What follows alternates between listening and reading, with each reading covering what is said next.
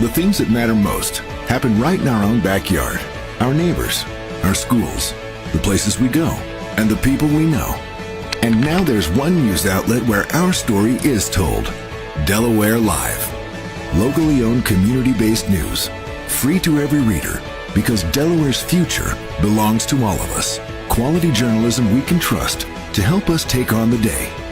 Delaware Live. Our state, our news, our home.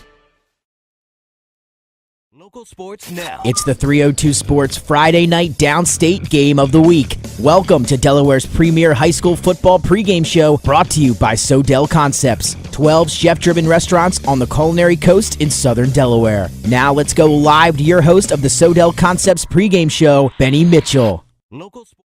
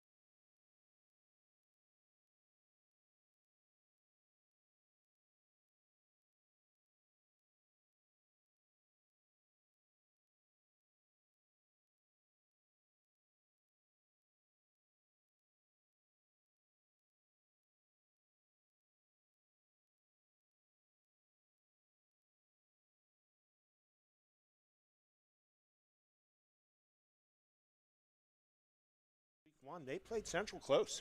Right. So that's a statement win by them. Milford's only lost to 3A William Penn. And last week they took a trip up to Abyssinia Stadium and put it on St. Elizabeth's, and that's a tough place to get a win. It's going to be a good measuring stick for both teams. Milford head coach Jed Bell returns home to Milford last spring when he was named the head coach of his alma mater. He has the Bucks headed into the right direction, coming off of a 3-7 finish in 2022. Tonight, he has another homecoming of sorts as he comes back to Woodbridge, where he was a part of 2 state championship teams as a defensive coordinator and a trip to the state finals as the head coach. Except this time, Bell's going to be on the visitor side of the field. The Bucks have amassed 1,606 yards rushing this season over 5 games, scoring 17 touchdowns, totaling 93 points. Over 1,100 of those rushing yards have come from Daenerys Horsey and Charles Shorts. We'll be talking about them a little bit later, but Bell instituted the wing tee this year, and he has it humming at the midway point of this season. Yeah, I mean, he's got a great history here in Woodbridge, had great success here, and the wing tee is something that few people are running anymore. And he's had a great track record wherever he's been, but he's got the classic wing tee numbers with multiple backs with big yards, 2 guys on pace for 1,000 yards. And when you talk about turnarounds, what head coach Marvin Dooley has going here at Woodbridge comes to mind. Dooley took the Blue Raiders to the state finals in 2021 and then suffered through a 2-8 season last year. A big win last week, upsetting number 2 Laurel, has Woodbridge in a good position at the midway point of the season here at 4-1. The Blue Raiders will strike opponents at all phases of the game. They can grind it out and move the ball down the field with the 3 yards in the cloud of dust, or Tracy Johnson, who can break a long run at any time. They've scored 3 times on defense this season, as well as special teams. Dave, this Woodbridge team has some dangerous weapons. They always do, and they're always scary at home. And their formations allow them to take advantage of what the defense gives them. And as with Milford, like Woodbridge has got key guys that are playing on both sides of the ball. I've seen them on film. I can't wait to see them in person. Yeah.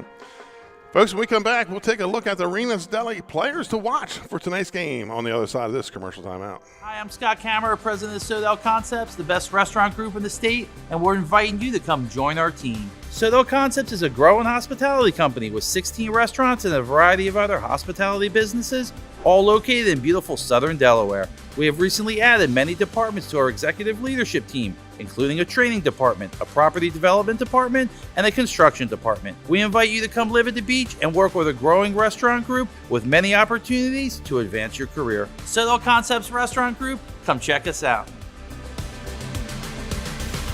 Hi, I'm Scott Kammerer from Sodell Concepts. Today we're at Fish On in the Villages of 5 Points. Come check us out.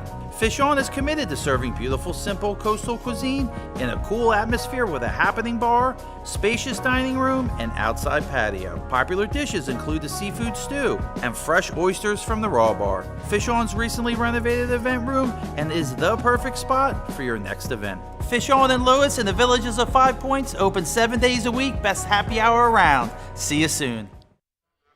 And welcome back to Greenwood. As you hear in the background and see on the field, the Milford Buccaneer Marching Band, and I got to be careful how much I play of them because they're so good. The music industry might pick up on the tune. Yeah, they're a tough act to follow, Benny. Right. They're putting on an excellent show. So let's start with the players to watch, and we'll start with the Milford Buccaneers. And the first player we're going to talk about is number 6, Charles Short, running back, linebacker, 62 carries this year for 568 yards, 5 touchdowns. Defensively, 23 tackles, 7 for a loss. He's one of Milford's key players. He's one of, and he's a two-way player, Benny. And he's on pace for 1,000 yards, and also having an all-conference type season on defense. And here's the guy, number 3, Wilderson Alexander, senior defensive back. He's a guy that doesn't get much recognition, but you better not ignore him on the playing field. 2 catches on offense for a touchdown, and 9 tackles on defense. And coming from a defensive back position, 2 tackles for a loss. Yeah, and he's a guy who makes big plays from the secondary. He's going to need to make some plays tonight. He's going to need to tackle people. Guys like that you maybe don't have a ton of offensive stats that you see outright, you may see him on the offensive side of the ball tonight making plays. And their go-to guy, number 4, Daenerre Horsey, the senior running back linebacker, 88 carries, 565 yards, 6 touchdowns. Defensively, 10 tackles, 4 for a loss, and a fumble recovery. Yeah, I mean, he's their 1A, I guess you would say. Yeah. But, again, he's on pace for 1,000 yards, and he's part of that balanced wing tee where those guys are expected to block, they're expected to carry out fakes, they're expected to carry the ball, and he's also going to be playing on defense. And if those two keep going like they are, they're going to have 2,000-yard rushers this year. And that's special. Well, let's go to the Woodbridge Blue Raiders back here for the second week in a row. And we're going to talk about number 5, Quincy Risper, the senior running back linebacker. 19 carries on offense for 111 yards and a touchdown. Defensively, 35 tackles, 3 sacks, and 5 tackles for a loss. Benny, the kid's a throwback. He's a football player. Like, you could give him any number, play him at any position, and he's going to help your team. And then number 8, Tracy Johnson. He's a senior running back, linebacker. 110 carries, 663 yards, 11 touchdowns. On defense, 17 tackles, a sack, and 4 tackles for a loss. He's the motor of this team. He is the motor of this team. You watch him on film, he's picking up fumbles on defense. He's everywhere on the field. And this last guy, somebody we didn't find out was even here till last week. Number 15, Cameron Johnson, a junior defensive lineman, 47 tackles, 5 sacks, 16 tackles for a loss. Yeah, you start your offensive game plan around him. Where is he and how are you going to block him? Right. And he is quick. And you'll see on our top 10 plays, he'll be in the top 10 plays this week, folks, as last week when he broke through the line on the first play of the game. It looked like a basketball player. Yeah. You know, swatting the ball down, picking it up, and taking it for the You got to be an goal. athlete to make a play like that. You got to have all the skills. So coming up after this commercial timeout, we'll talk about the X's and O's and what these two teams have to do to get the dub here tonight. We'll be right back. You're watching Delaware Live, powered by 302 Sports. Hi, I'm Scott Kammerer from Sodell Concepts. Today we're at Lupo Italian Kitchen in downtown Rehoboth Beach. Come check us out. Located inside the Hotel Rehoboth, Lupo serves coastal Italian cuisine with fresh pasta made in-house daily. Lupo features plenty of unique craft cocktails and an extensive award-winning all-Italian wine list. Popular dishes include lobster bucatini, veal meatballs, grilled swordfish, and eggplant parmesan. Lupo Italian Kitchen on Rehoboth Avenue, serving happy hour daily and dinner 7 days a week. See you soon. Welcome to Surf Bagel. Surf Bagel has served the community in Delaware for over 20 years, providing fresh, hot bagels, breakfast sandwiches, lunch sandwiches, wraps, salads, local coffee and smoothies, and our iconic merch. Welcome to Surf Bagel. We're stoked to serve you. Welcome to Surf Bagel. And welcome back to Greenwood. You're watching the Citadel Concepts pregame show on Delaware Live, powered by 302 Sports. As we're getting closer to the kickoff for tonight's Thursday night special edition of our downstate game of the week, it's time for the X's and O's. So let's talk about what the Bucks have to do to be successful tonight. And number one, Dave, they just cannot play behind the chains. No, you want to be in a good position on second and third down so you can open up your playbook. And then they got to get the passing game going.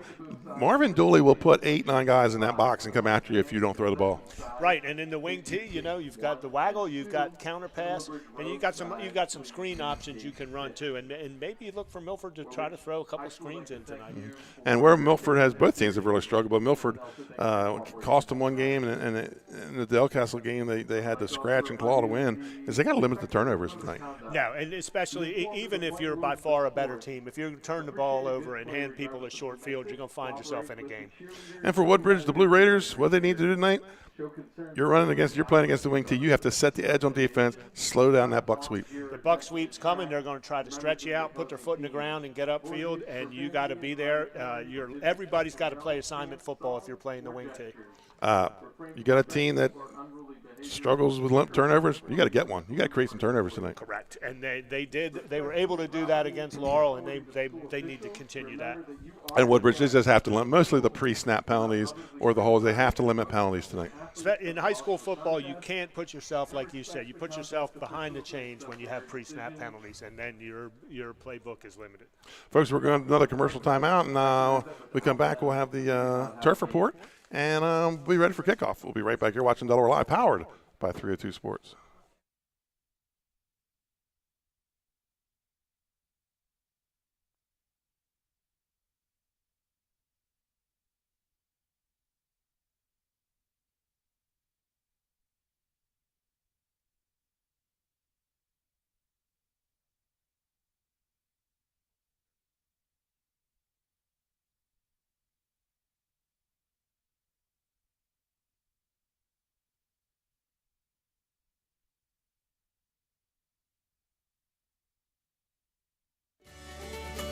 Turn your vision into a reality with Capstone Homes Design Center, bringing personalization, luxury, and quality all into one location, where you'll meet with our certified design consultant that'll show you exactly what you're choosing, so you can make the best choice for you when designing your new home. From first home to vacation houses, we build and design homes for everyone. Set up your appointment now and design your dream home today at Capstone Homes. And welcome back to Delaware Live Sports Downstate Thursday edition of the Game of the Week here on 302 Sports. I'm Benny Mitchell. Providing color for tonight's game is Dave Frederick, Brandon Hill, and Donald Flowers on the camera. Dave Marvel will not be here tonight. Unfortunately, his wife is in the hospital ill, so wish her our best to get well. And then your halftime and post-game stats are brought to you by Surf Bagel. As we approach kickoff, we're playing on Bermuda grass. It is cut short and in excellent condition tonight. It's 65 degrees at kickoff and 0 wind here tonight, Dave. So great playing conditions for high school football. It is beautiful. That field is beautiful, painted beautiful. I'm in short sleeves. Great night. Yeah, short and short. Well, I do have a thin long sleeve on, but I would like to take a moment to thank our 2023 sponsors, Barclay Heating and Air, Capstone Homes, Jawan Johnson State Farm, Arena's Deli, Active Pest Solution, Louis Pizza, Sodell Concepts, and Grandpa Max. So at the end of the game, Dave, we got to come up with an Active Pest Solution pest of the game and a Louis Pizza player of the game for tonight. Sounds like a plan. I was just at Louis Wednesday. Let's talk about some other games. Well, first, let's go through the rankings. In Class A, Single A, Tatnall's number 1, followed by Brandywine, Indian River. Those two teams are playing right now. St. Elizabeth's number 4, Polytech 5, Wilmington Charter 6, and Seaford 7. We're playing AA here tonight, and those rankings are number 1 ranked Caravel, followed by Howard. Wilmington Friends, Red Lion, Woodbridge jumped into the rankings this week at number 5, followed by Laurel and Delmar. And then Class 3A, the big schools, Middletown and Dover now tied number 1 in the rankings. Slaysdown number 3, Smyrna 4, Hodgson 5, Appoquinimink 6, and Sussex Central 7th. How about the Appoquinimnik comeback on Sussex Central last week, 18 unanswered in the fourth quarter. Yeah, I mean, you need a little bit of luck to make that happen. You got to believe in yourself to make that happen. You got to have some things go your way. Should be a little interesting tomorrow night with Cape coming in 4-1, Central 3-2, and Central coming off that loss is kind of. Yeah, it's you almost, if you're Cape, would hope that they kept that 18-point lead and were feeling good about themselves instead of. Yeah, you don't want an angry Dave Marvel coming into coaching defense tomorrow, but I don't know. Cape's 4-1. They're looking pretty good right now. Cape is they're still building back. You know, I mean, 3A is a tough place to make a living. Yeah, I mean, there's no easy outs in 3A. That's for sure. Other games going on around the state tonight. Newark is at number 2 Howard. Kickoff at 7 at Absinio Stadium, and then Seaford, number 7 in Single A, travels to Laurel. Big rivalry. I think 130th time they've played. That's at 7 o'clock tonight. Laurel coming in. That's another team. You're Seaford. You just got a big win coming off Indian River, but you have a very angry Laurel team coming in into a rivalry game. Yes, and playing at home. Right. So waiting for the two teams to come out. Looks like they must have had an extended. No, we're at 7 minutes. So yeah, tomorrow night, myself and Scott Cameron will have the Sussex Central Cape and Loma game. It's like we do that game every year because it's the only 2 3A teams in Sussex County. So yeah, and you look at 3A there, Benny, and Dover's just having a great year. Lost Kilby, though. I heard that the injury's serious, but not as serious as first thought. He could be back. Playoff time. Could be back playoff time. Feel bad for a kid like that. I mean, he's arguably the best running back in the state, and the other one that's missing from 3A is McConomy from Appo. It doesn't seem to be slowing them down now. They're 3-2. It really doesn't, and the backup kid for him is a senior. Right. Playing great. Both Sussex. I talked on the show last night how big this Central Cape's always a big game, but whoever loses here is their district opener. And so that means you still got Smyrna, Dover, St. George's to play, both teams. Yeah. So neither team really can afford that loss tomorrow night. No, and it's the same thing. You know, Smyrna came out, played a tough beginning of the year schedule. Yeah, they go 5-5. They probably pull through with bonus points. Yeah, I would agree with that. Yeah. They played Manheim Township and somebody else, so they went out looking. Middletown. Yeah, they went out looking for it. And Dover, of course, handled Sally's pretty. Beat them by 2 scores. Tonight's game here, a loss, you don't want one. It's not crucial like it is there. But this is the old Henny South. Yes. This is the old Henny South. And you know who you got coming down. But the winner here goes 2-0 in that district. Yeah, and Benny, I mean, you look at Class A, and you've got Red Lion in there at 4. They're good. Yeah. Like, they can play. I saw them in person and was very impressed with how they're coached and the athletes they have. So still getting ready for the coin toss here. High school for tonight's football contest between the visiting Buccaneers from Milford and we did. Woodbridge I've gotten to see both these teams at least once. Milford in their game with Concord. I didn't think Concord was that. I mean, they're a good 1-4 team, but Horsey and Shorts running the wing tee was just almost unfair. Yeah. No, and it is like it's tough to go upstate and play. Right. It's tough for some teams sometimes to make the trip down here. And that's a big game in Double-A tomorrow, Single-A tomorrow, where Brandywine has to come down and play at Indian River. So you're taking the second most northern school in the state coming down to play the second most southern school. I would figure with the I-95 traffic, they probably got to leave school too. Yeah, well, you definitely don't want to get caught up there. And you definitely better bring your lunch, as they say. Were you at referee gate? I was not. For Cape and Oh yeah, no, I wasn't. I was out of town. No, thaurefully. Yeah. Mercifully, I was at Parents' Weekend for my son. We were here. No, we were here at Laurel, and we're getting text messages that there's no referees at the Cape game. It's like they're getting ready to kick off. Yeah. Coach Preston Grace's wife, Miss Christine Grace, and Coach. Again tonight, they'll have I believe they're going to have a halftime presentation, folks. Preston Grace, former coach here at Woodbridge, and a guy that everything Bridgeville Greenwood, Woodbridge, Preston Grace was on it, passed away in January. And tonight, as you can see on the W, you see the PG, his initials at midfield. They'll be honoring him at halftime tonight. We'll have a shot of his muscle car down there in the end zone they've brought in and parked. And I got to know Preston usually late in the year, Dave. You may have done some games with me where he would come in and sit with us. And I found out it wasn't so much he wanted to talk to us. He didn't like the cold. Yeah. And he finally told me that because I just said, I don't like cold. Yeah, and he was at everything, Benny. Yes. I saw him come in Beacon Middle School's gym countless times with different teams helping out. Just always up at Wesley when all those guys went and played at Wesley. Yeah. Like Shamir Vessels in that group. He was up on Saturdays at the Wesley game supporting his Blue Raiders. Yeah, he was a real community guy. He was in it for the right reasons all the time. So here's the coin toss. It looks like Milford has won the toss, and they are going to take the ball to start the game. Milford will receive to start the game.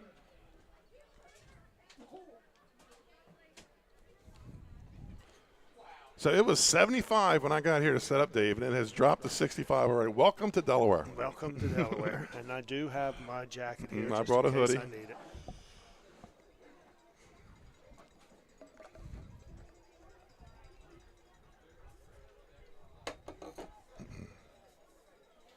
You know, you've been here with games with me before, the fourth quarter when the fours go up for Troy Haynes. Yeah. So, I mean, Woodbridge now playing with the power of Preston Grace and Troy Haynes at home may not be fair. Because this crowd will get into it, and the team just sucks it up. We did a playoff game here, Benny, years ago with Troy Haynes, and I can remember saying, it's about time for him to let one go. Right. And the next play he did.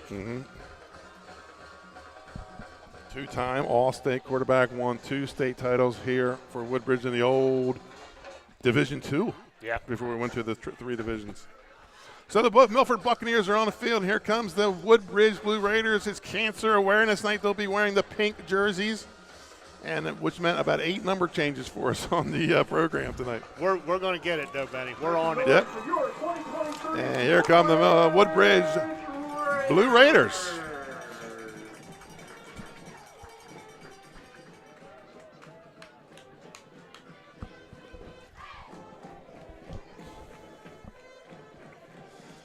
First Woodbridge game we did this year, and you saw them last year. They played Colonel Richardson here at home. We got to see that was a fun team to watch with the double wedge.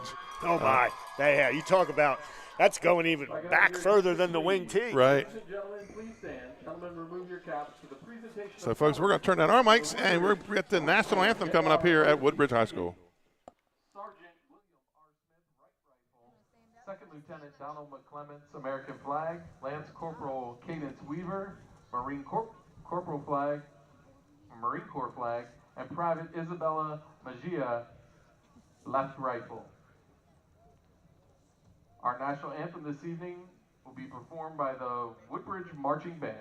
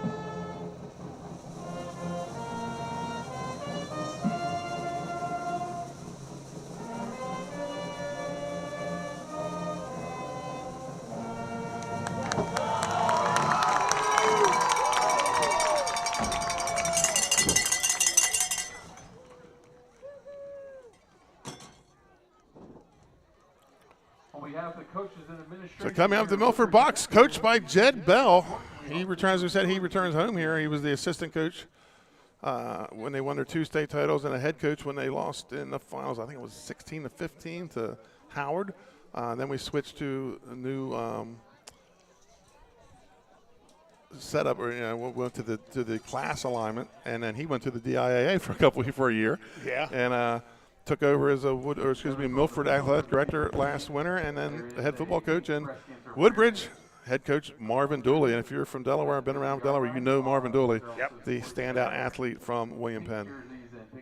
Won a state title with the Colonials in 2014 in class, the old Division I. Coach Preston Grace in the center of the field. And I'm Benny Mitchell, with me, Dave Frederick. Get the scoreboard working. So Woodbridge will be kicking off in the white helmets, pink jerseys, royal blue pants. Milford in the red helmets or burgundy helmets, white jerseys, gold pants, and we're underway here in this Class 2A District 3 game. And it looks like number, is that 19? Sir. Yes, it is, number 19 on the return. He has an excellent return there. That was Sean Lovett, sophomore. So here we go. We're going to see a lot of 4, a lot of 6. They got another kid by the name of Greg Lockett, a power fullback that just like a bowling ball just knocks people down. Woodbridge lines up right on the ball. No huddle to start the game here. Under center. They're in the forefront there. Quarterback John Hudson. And the first one goes to Horsey, and he spins and keeps the legs driving. He's going to start the game off with the first down. That was guard trap there, Benny, and he took it for 11. So 1st and 10 already for Milford.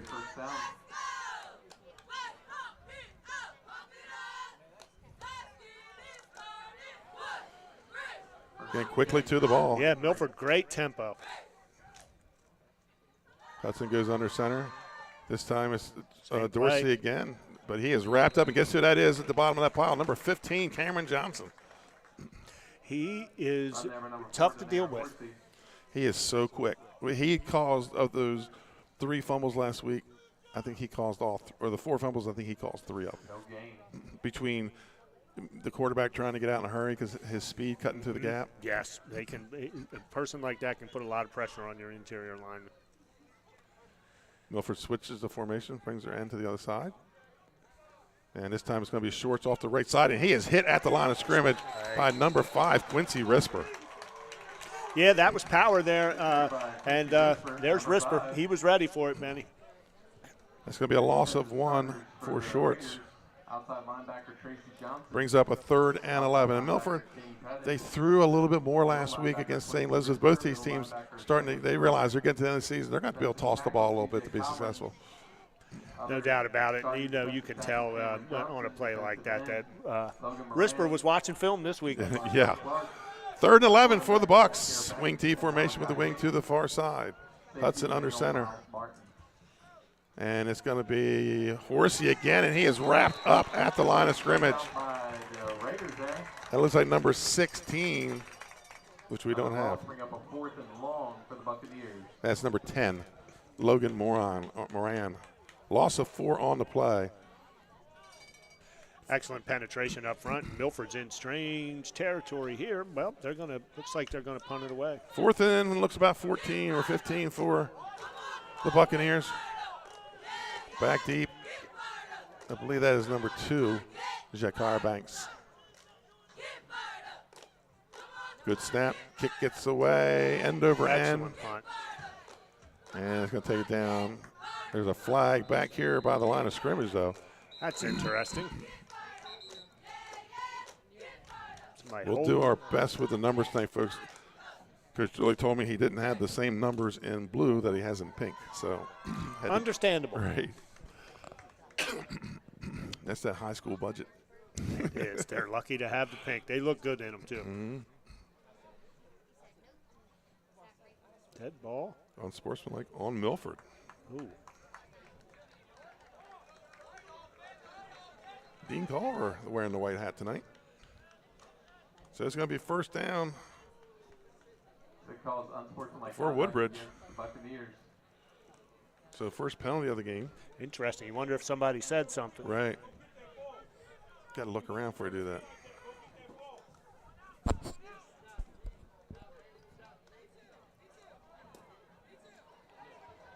So that moves the ball out to the 30. Where's he going to put it?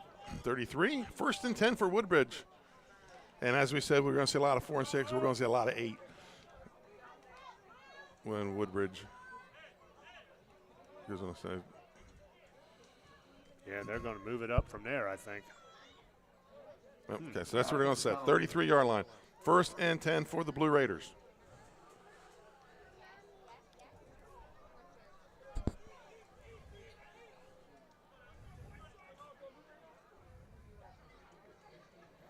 Waiting for the ready to play whistle. So here we go. Woodbridge first crack at it. They'll start their own 33 after a 3 and out by the Buccaneers. In the pistol is Plummer. He hands off to Johnson, right side. He is hit at the line of scrimmage. I think he maybe spins and falls forward for a yard. 53. Looked like they were slightly unbalanced to this side, Benny. Yeah, it was 53 on the tackle. Aston Hudson, the linebacker.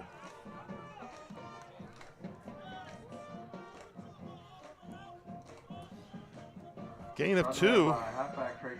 It's going to bring up a 2nd and 8. Johnson had 100 yards again last week. The one drive, the scoring offensive drive, 14 plays, he carried the ball 13 times. Sometimes that's what you got to do. They went to that little modified earthquake like Smyrna runs. Milford in a 4-4. And Johnson again. This time there's big-time penetration. He's going to be thrown for a loss. Yeah, Benny, you mentioned early, both these teams are loading the box. That was number 21, Jordan Curry, on the tackle. Brings up a 3rd and 10.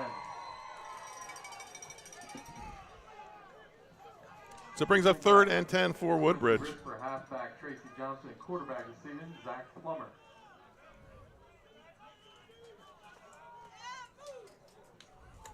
Woodbridge taking their time coming out calling the plays tonight. That makes it a short game. That gets us back to the east side of the county early if they do that. Yep, I got to work in the morning. I won't complain. 3rd and 10. Pistol formation with the up back. And throws out to Johnson to the right. Johnson's got some running room on the right side. He's got the first down, cuts it back in at the 50. Stiff arm at the 40, down to the 30, and he's thrown out of bounds by Horsey. 1st down. Excellent play, Benny. That's one of those plays that looks easy, but that is not. That's a difficult throw and catch, and you got that. He caught that ball with his shoulders upfield and took off, and then he got himself another extra 8 or 9 yards on the end of that run. 29-yard carry. Yeah, 29-yard carry for Johnson. Makes it 1st and 10 at the 29-yard line of Milford. This time Plummer in the shotgun with a running back to each side. Hands off to Johnson off the left side. Follows his backer. Breaks a tackle. Kind of like ran the tackler into the blocker there. Was very patient there. Very patient. And just kind of bounced off that first defensive player there. Gain of about 5. 6 brings up a 2nd down and 4. Let's bring up 2nd down.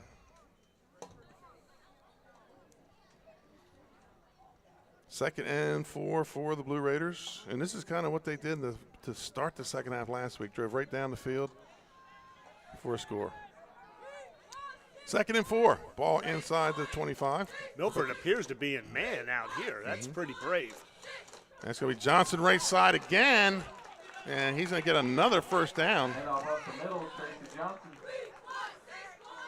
Enough for Raiders' 1st down.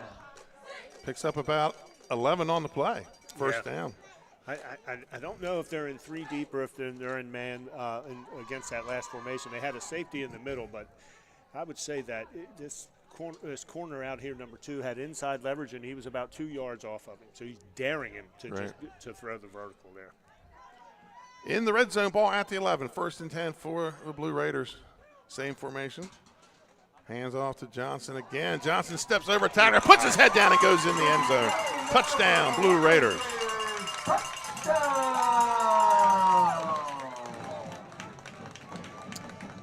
He had a lot of daylight there at the initial point of attack, and then he took care of the rest of it himself. He didn't bother putting a move on the last guy. No. Puts the head down, gets the extra yard he needs, and it's a touchdown for Woodbridge.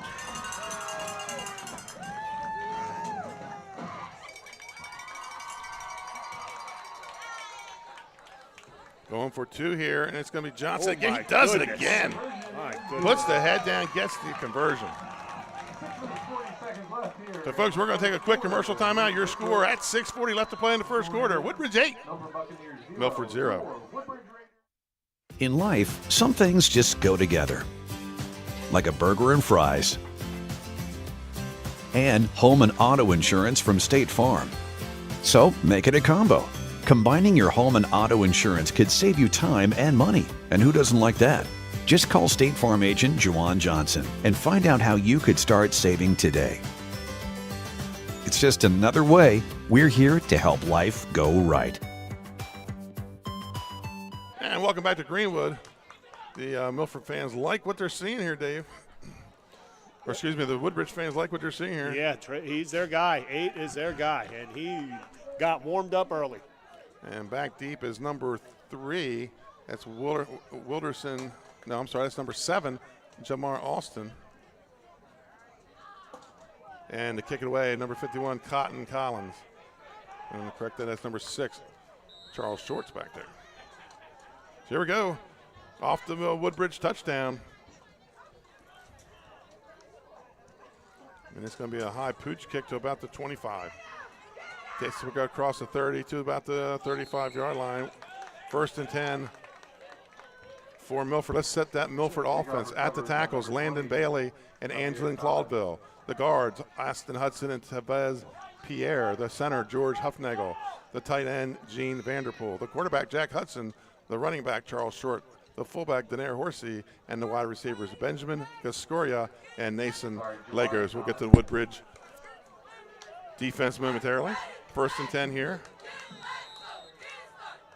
They keep trading over that end. They do, yeah. Interesting. And Woodbridge is saying they got a takeaway there, but sheesh. That's 15. There he is. Yeah. Gain of 2 on the play by Horsey. Let's set the Woodbridge defense. At the ends, Logan Moran and Markel Clark. The tackles, C.J. Collins and Cameron Johnson. The linebackers, Tracy Johnson, King Payton, Quincy Whisper, and Sam Schroeder. The corners are Jakara Banks and Malachi Hayes. And the safety, Emmanuel Miles Martin. 2nd and 8 here for Milford. Staying in that single back this time. That's Lockett. That's their power back. Motion and there, speed jet sweep. Number 7 on the carry, Austin. And he picks up about, call it 2 on the play. Looking at about 3rd and 6 here, Benny. Trying to keep them honest with the jet sweep. Their most successful play so far was a guard trap. Right. Until the Blue Raiders sniffed it out. 3rd and 5 here. Motion comes to the near side, and they get there. They got him. Woodbridge to jump.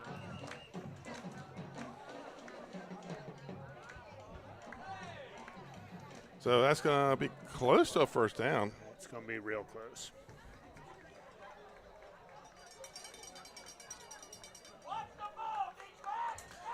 You set that up, you run the jet sweep, and then you, on that same cadence, he just reverses motion. They gave him the 1st down there, man. They did. 1st and 10 for Milford, their first 1st down of the game. Ball at their own 44. Hudson under center. Wide receiver wide to the right, wing also to the right. Shorts moves over. Overloaded to the right side there.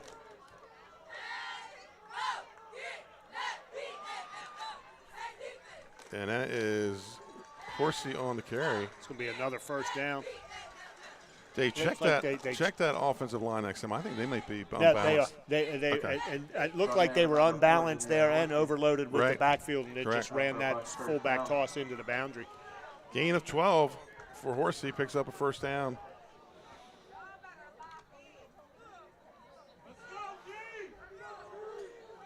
So that's what they're doing when they're switching that in. We're balanced here on the line.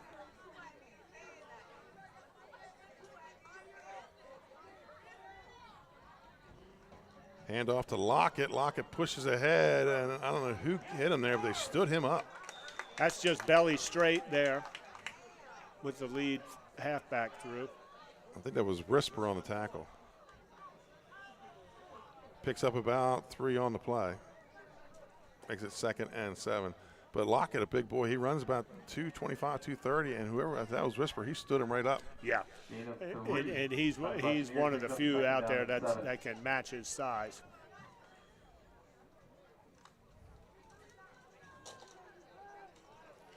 Third or 2nd and 7 here for Milford. Hudson goes back under center still, wing T formation. It's going to be a handoff this time to Horsey, and Horsey's going to be close to the first down. He is going to be close. He's dancing in there, Benny.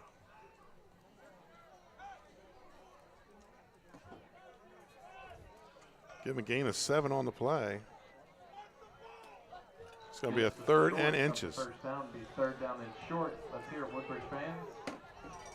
So 3rd and inches here for Milford. They got 1 first down in this drive. This time they're inside the 35 of Woodbridge. Ball's on the ground. I thought it was on the ground. He was able to get it.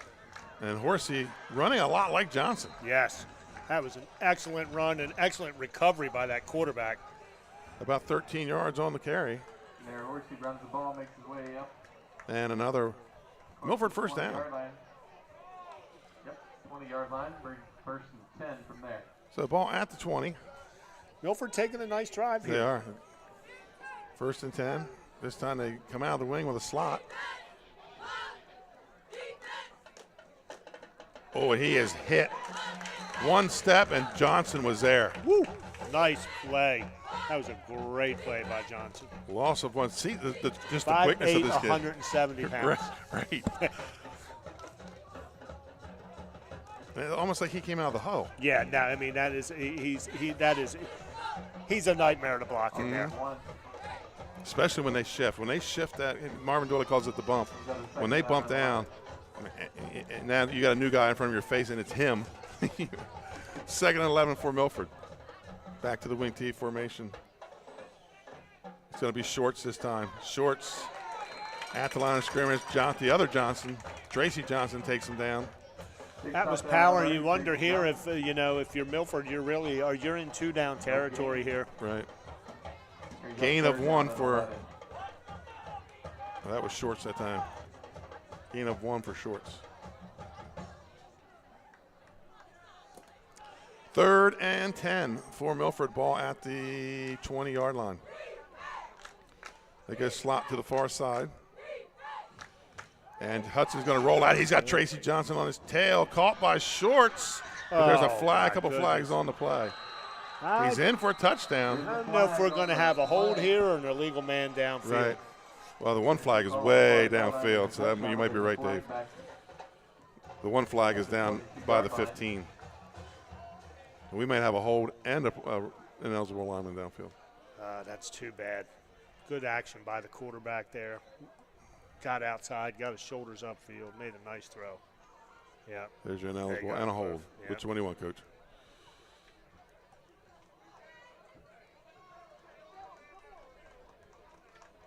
So they're going to decline the ineligible receiver and take the hold and move the Bucks back 10. Penalties on the play.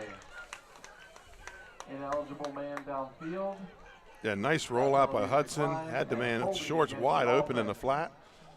That penalty is accepted by the Raiders. That'll move them back to the 31-yard line. I did not see the hold, but I think there was maybe 2 you could have called it on for being downfield there.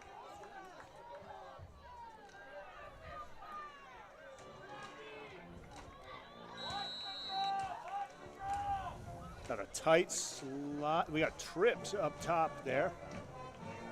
Drops straight back under some pressure, lets it go, and almost intercepted by Banks. Excellent break on the ball there. Pass broken up by Jack Hare Banks. Bring up a 4th and long for the Buccaneers.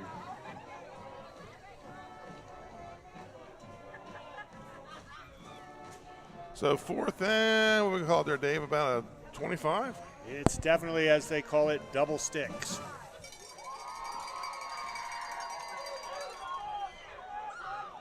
It's not a whole lot of 4th and 25 plays. No. Might throw it up out here on the arrow and see if you can get an interference call or a big play. And it looks like the Bucks are going to take a timeout. We'll take one with them, folks. Your score, Woodbridge 8, Milford 0.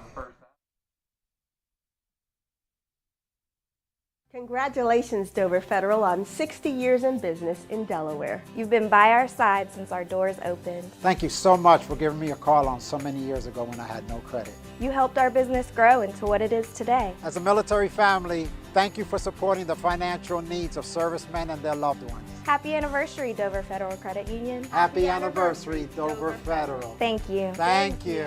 Local people, local decisions, Dover Federal Credit Union. Congratulations, Dover. And welcome back. Third and, or is that a fourth? Fourth and about 25. Yeah, 20, 21, yeah, somewhere in that neighborhood.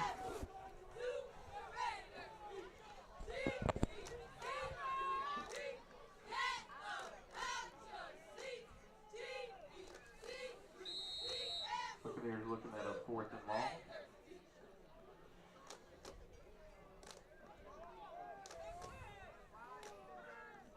Hudson goes under center. He's going to roll out. No, he's going to drop straight back. A little screen to Shorts, and Shorts going to get him most of it. He might get it all. Yeah, it's going to be close, Benny, depending on where that spot is. Oof. That is going to be really close.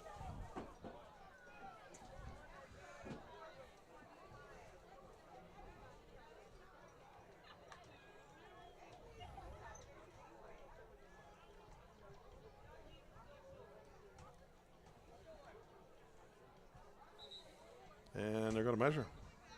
Official timeout on the field for measurement. That looks like first down to me, Benny. Yeah, we're at an angle, but it looks like most of the ball's over it. Oh, I take that back. Wow, we are at a bad angle, aren't we?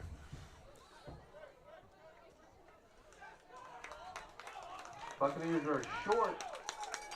That's going to be a turnover on downs. That's a 20-yard pitch and catch there. First down.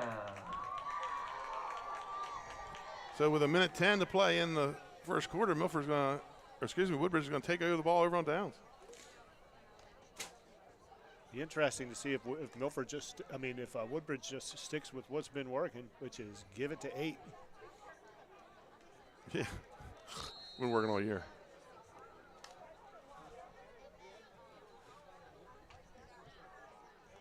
So 1st and 10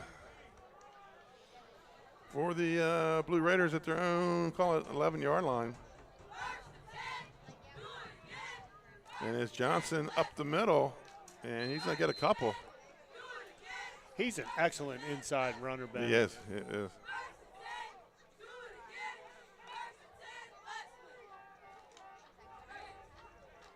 And out there, Trace Johnson. Gain of about 3 on the play, 2nd and 7. For a gain of about 4, brings up the 2nd down and 6.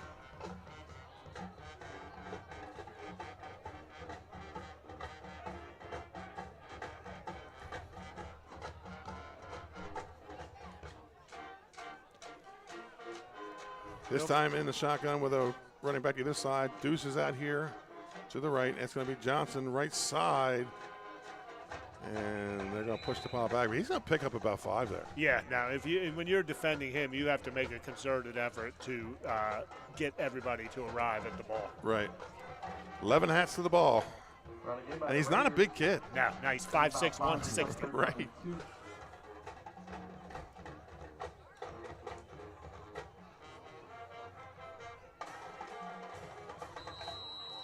And that's the end of the first quarter. So at the end of 1, it's the Woodbridge Blue Raiders 8, the Milford Buccaneers 0. We'll be right back after this commercial timeout. First State Orthopedics statewide has 29 physicians at 16 locations. Our physicians and staff provide both non-surgical as well as surgical treatment for almost all orthopedic conditions and injuries. We are specially trained in the current state-of-the-art techniques. We serve as team physician an orthopedic consultant for over 20 high schools, Wilmington University, and many local recreational and competitive leagues. Our doctors are readily available to the local emergency departments as well as medical aid units and urgent care centers for consultation and treatment. Call for an appointment today or visit us at firststateortho.com. And welcome back to Greenwood. 8-0 is your score, and the Blue Raiders with their second crack at it. They scored on their first one on a drive, about, 60-some yard drive? Yeah, big play by 8 he did most of it, but big play on the reception where he went for about 29. Right. So here we go, third and short for the Blue Raiders.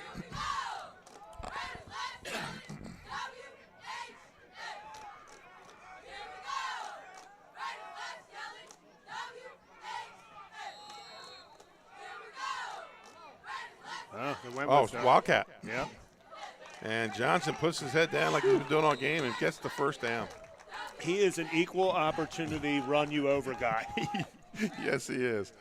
8 yards on the carry. First down. First and 10 for Woodbridge. And this is just, they struggled early against Laurel, but the second half, and Marvin Dooley talked about it, he told his team, we got to come back out, take the ball down the field and score on this first drive last week. And they're just, this is 3 drives in a row kind of for them, over 2 weeks. And they did a lot of this Johnson in the Wildcat. Always got some running room on the right side. Oh, what a move into the 40, and he's going to go out of bounds near midfield. That's just a hat-on-hat up front, and, you've got the extra person. Number 8, Tracy Johnson. So he'll have to sit for one, maybe? Makes his way right to midfield. Will be Raiders first down. First down for the Raiders, ball right on the 50. Gain of about 25 on that play. Yeah, this is one where when you're the coach, you call a play and then you turn around and check on 8. Right. Are you good? First and 10 at the 50.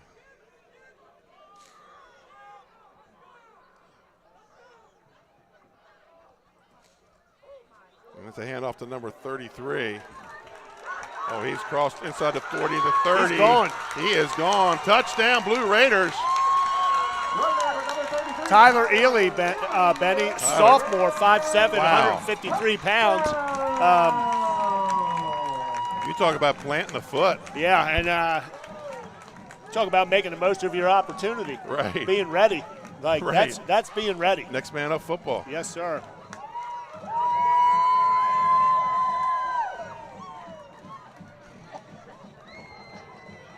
And 8 checks right back in.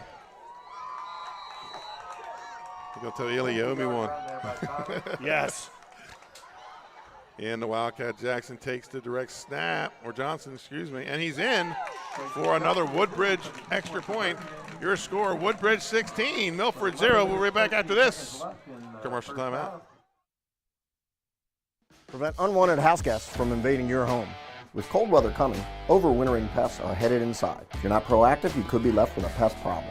Expertise is needed to inspect, identify a problem, and offer environmentally sound solutions like active pest solutions. Prevention is the key to stopping cluster flies, stink bugs, crickets, and mice from entering your home. Protect your home with a proactive pest plan. Contact Active Pest Solutions, your local pest expert. For more information, visit delmarvaexperts.com.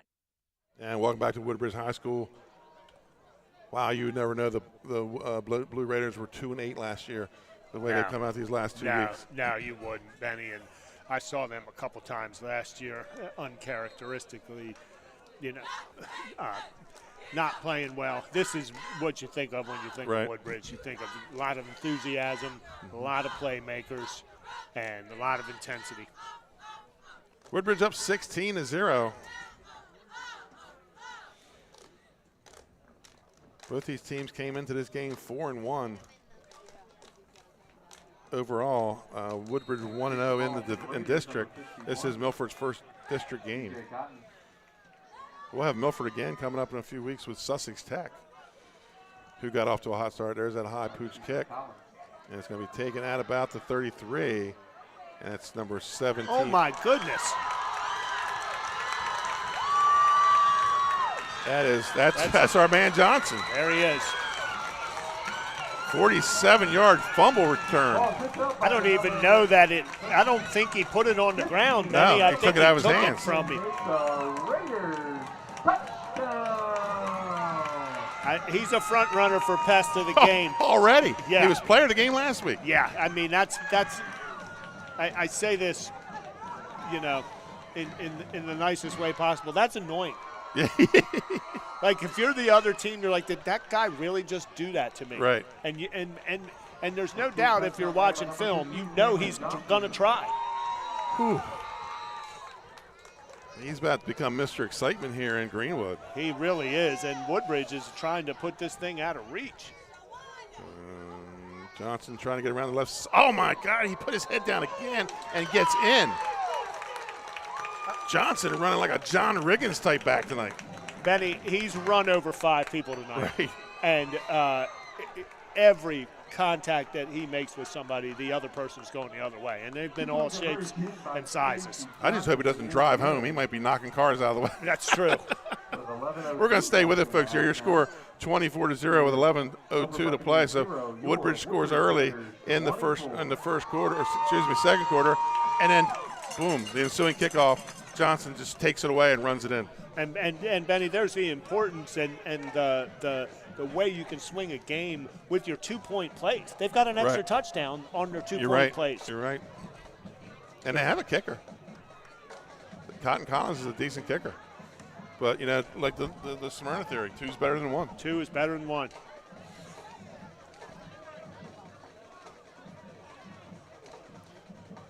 So Cotton Collins, we just spoke of, comes out to kick. Right down to the pink shoes tonight, looking fresh. They traded sides here, Benny, in case they come to the inside guys that would be catching the pooch kick. They switched them up. So Collins on the kick. Maybe. Kick the ball for the Raiders, number 51, Cotton Collins. And kicks this one a little deeper. Going to take it at about the 23. Drops it. Shorts picks it back up. Plants the foot, turns it up. Ooh. Knocks his own man out of the way. And here come the Packer Raiders to take him down at about the 47. So big return by Shorts. Yeah, Shorts did a nice job there. He had a lane and he took it. First and 10 from there. So 1st and 10 for the Buccaneers. And they got to be, Coach Bell just has to be like shell-shocked right now. Yeah, really, because honestly, they haven't played terribly. Yeah. I mean, they've moved the ball. They've taken some drives. They've got some offensive yardage. They came up a yard short on that first down. Yeah. Needed a 4th and 21, and they got 20 of it. Yeah. So 1st and 10 for Milford.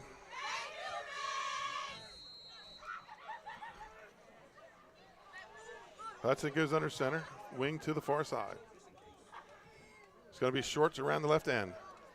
Has the first down inside the 30, and that's where he'll be knocked out of bounds. So a pickup of about 20. Yeah, about 20, and that was just a sweep to the short side of the field. 1st and 10 for Milford. They're getting plus territory. Yeah, and that was a great run, and Jed Bell's got to be feeling good about that. 28-yard line. Milford's going to, and they've shown they do have a short passing game here, so they are going to throw a little bit tonight, especially now down 3 scores.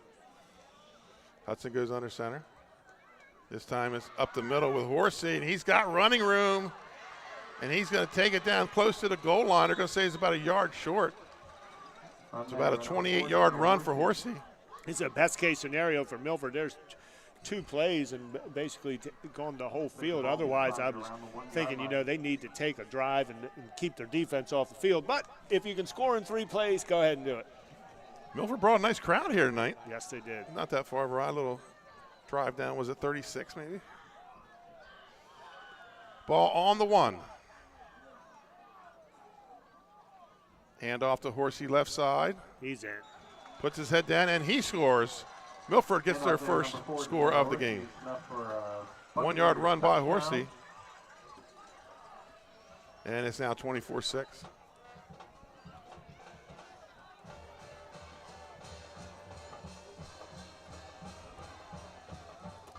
having to do double duty tonight with Dave out with his wife being ill. But got to do what you got to do here. You got to do what you got to do. I've probably missed a yard or two, but oh well. Dave does a great job for us on the stats. Yes, he does. Woodbridge, or now Milford, probably being forced to go for 2 here, Dave. Yeah, maybe twice is one thing, but when you're the third time, it's going to cause you to do things you don't want to do or you're not comfortable doing. Under 10 seconds here to get it off. They're good. Rolls out to the right, has a man open in and out of the hands of number 7, Austin, and that's going to be no good on the try. Folks, we're going to take a commercial time at your score. 10-11 to play here in the first half. Woodbridge 24, Milford 8. I would always pass by Ferris on Kirkwood Highway, so I knew that they existed. We stopped in the showroom. We just clicked, like from day one. They did a total kitchen renovation for us. Ferris was so organized. They were on top of everything from day one. Always here when they said they would be, always on time, kept to the schedule. The level of comfort speaking to everyone that works at Ferris, they were just super friendly, easy to talk to. It was like they were friends, not, people coming to work on our kitchen. The room is totally transformed from what it used to look like. To have all this seating now and the big table, the bench seats, it's great. I love coming home and just walking through the laundry room into the kitchen every day. It was just a great experience. We love Ferris. And welcome back Reminder, concession stand is open. to Woodbridge High School. Milford scores. They'll kick it away. It looks like it's going to be number 2. That's Legros. Yeah, Nathan Legros. Get a drink, a hot dog, chips. And we come back for the first time. We'll set the Woodbridge offense. Injured Raider number 9, Markel Clark. So we had a player down. Markel Clark coming off with some help from a trainer. Looks like it was an ankle there. He kind of tripped up on the quarterback, it looked like, when he was chasing him. And Milford quarterback kind of held him up there for a few minutes, helped him out until his teammates got there. It was a nice show of sportsmanship by Milford QB. Have an action-packed and commemorative So Legros will kick it away. halftime for you. We'll have a 20-minute halftime tonight as they honor Preston Grace.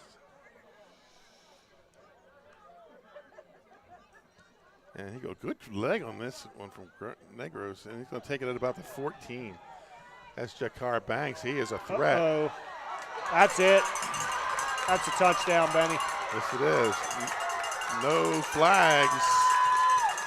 Touchdown, Jakari Banks, his second kick return of the year. 81 yards. No, 86 yards. Oh, boy, that's tough, Benny. Tough. Excellent run by him. I mean, that gate opened up when he cut it back. And kid's only a sophomore. Yeah, there was no catching him.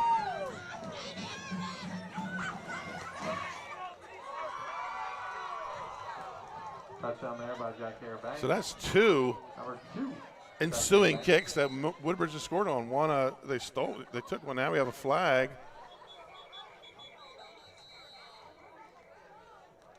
On the play here.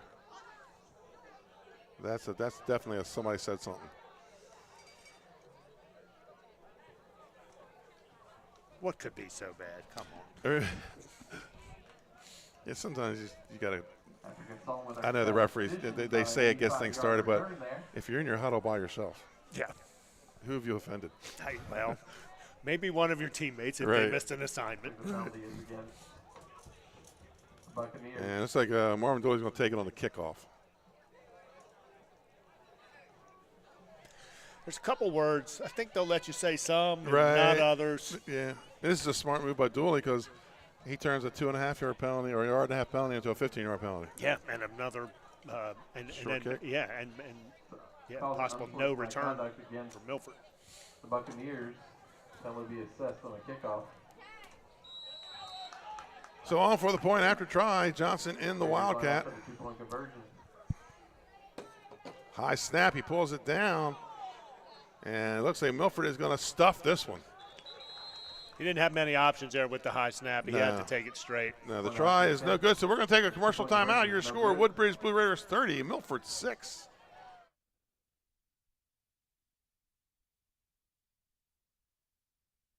Hi, I'm Scott Kammerer, president of Sodell Concepts, the best restaurant group in the state, and we're inviting you to come join our team. Sodell Concepts is a growing hospitality company with 16 restaurants and a variety of other hospitality businesses, all located in beautiful southern Delaware. We have recently added many departments to our executive leadership team, including a training department, a property development department, and a construction department. We invite you to come live at the beach and work with a growing restaurant group with many opportunities to advance your career. Sodell Concepts Restaurant Group, come check us out. And welcome back. So Milford will kick off with a 15-yard penalty.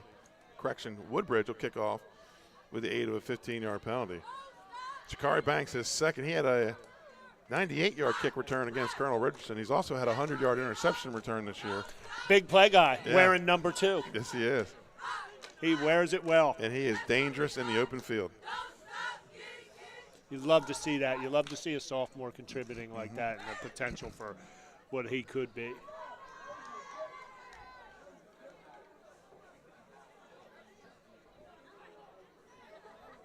Coach Joey said that he's a really good kid. He's a really good athlete, and he's such a good football player. He has to remind him sometimes he's only a sophomore. Yeah.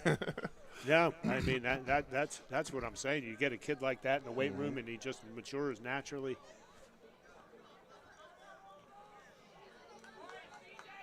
So 9:55 to play here. Collins will kick it off from the Milford 45.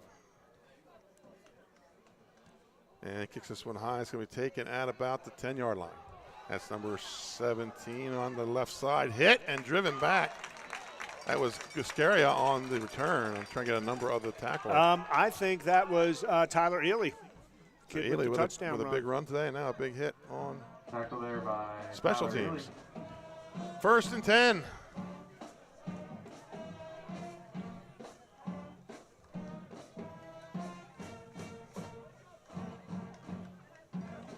First and 10 from the 19-yard line.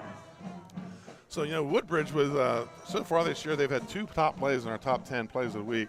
And I'll be darned if they're not trying to get a couple more. Yeah, they really are. I mean, they've got 2 tonight that right. were, I mean, and that's not even counting any of the plays that Tracy Johnson right. made. And this is going to be Shorts, and there's a flag on the play, and that's Risper on the main hit on the stop, where there's a flag probably in the holding area. Yeah, and Risper, he may have held him, and he still made the tackle. Flag on the play. Looked like it was no gain, but there is a flag. And it is going to be on Milford. It's a hold. So we talked about in the pregame, Milford needed to limit the penalties, Woodbridge needed to limit the penalties, and Milford needed to limit the turnovers. Well, they've not limited the turnovers, and now penalties are starting to mount. Yeah, no, that's not what you want to see if you're Coach Bell.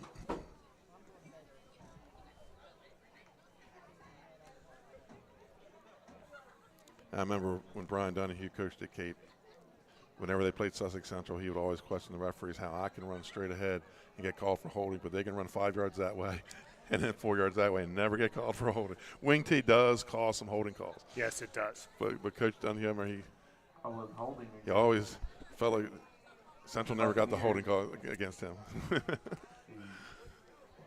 First and 19. First and 19 for Milford. Short ball on the ground, and that's going to be another Milford turnover. Yeah, I think Risper jumped on that one. Oh, somehow they got it back, Benny. Looks like. Well, they're going to say was not a turnover. The home crowd's not buying it. No, they're not. They're quietly not buying it. They're not too upset yet. No, the score differential helps that, but I would have to say that it looked like Risper picked that up. It did. So that's going to bring us 2nd and 21, 2-yard loss on the play for Shorts.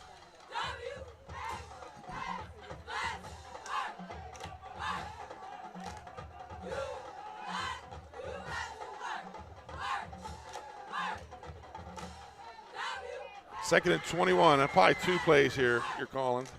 Counter crisscross. He's got running room. This is number 20. Jamar Thomas. He gets the first down. And then if you're in the wing tee, you save that counter crisscross for a moment just like that. Gain of 34 on the play. Excellent execution there. And typical wing tee football, so far 5 guys have touched the ball. Yeah. Yeah, and you got to account for everybody. That's and right. as they say, if you're defending the wing tee, if it goes away, it's coming back. Right. 1st and 10 at their own 42. Woodbridge scored on their last drive, and I said call 2 plays, but sometimes we've seen Sussex Central run that counter crisscross for big plays a lot, almost like a passing play. Yes. Horsey is going to just drag people to a first down. Or close to it. And Milford hanging around. Milford sticking to their game plan. Gain of about 10 on 1st down. Some helpful advice coming out of the bleachers. Yeah, well, you can always find helpful advice in the bleachers. You can always find advice in the bleachers. That's right. It's not always helpful. Right. Enough for Buccaneers 1st down, be 1st and 10. So the ball in the plus territory at the 48 of Woodbridge. Milford on another drive here. This is probably going to be another one of those games where, like Milford's losing, but they have more yardage because it's been a lot of special plays teams. Yeah, no question. I mean, the game is not as lopsided as the score is. These 2 teams are fairly evenly matched talent-wise. And a little lead play, and he's going to get about a yard. Daenerys Horsey carrying the load tonight. Yes, he is. Doing an excellent job. Gain of 1. 2nd down and 9. 2nd and 9. I look up the clock, and it's 7:20. I'm thinking, man, we've been here for a while, but just 2 big plays by Woodbridge. 2nd and 9.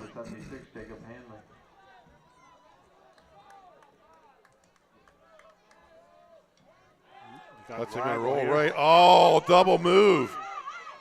Oh, wow. And yes, he does. Touchdown number 3. Willerson Alexander. We said watch him tonight. Yep. 47-yard pitch and catch. And that and just snuck in front of that safety. That safety came across. He just missed that ball. Wilderson Alexander with the touchdown off the throw from Josh Hudson. For a Buccaneers touchdown. So Milford, they're in that situation now that they didn't make the last 2. They're probably having to go for 2 for quite a while now. And there he was, Benny, like we talked about. Well, that may be his 3rd or 4th catch of the year. He's got 2 touchdowns. Yes. Great double move. You just saw the bite. Yes.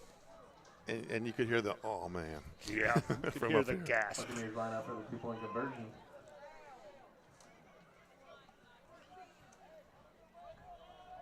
So they split. Alexander here far to the right. I'm looking slant here. Yeah, he's taking away the slant. Oh, no, it's going to be Shorts. And Shorts steps out of a tackle, and the conversion is good. So Milford gets back in it.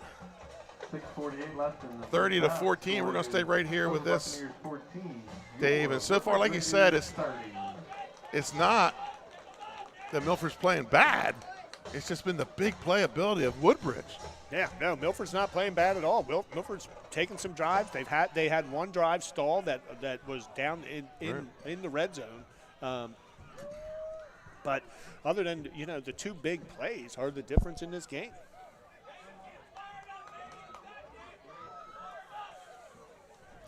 So 6:48 to play here. A lot of scoring. Advertisers love that. Yes, they do. Have a lot of scoring. So the Bucs will kick it away. Legros tees it up.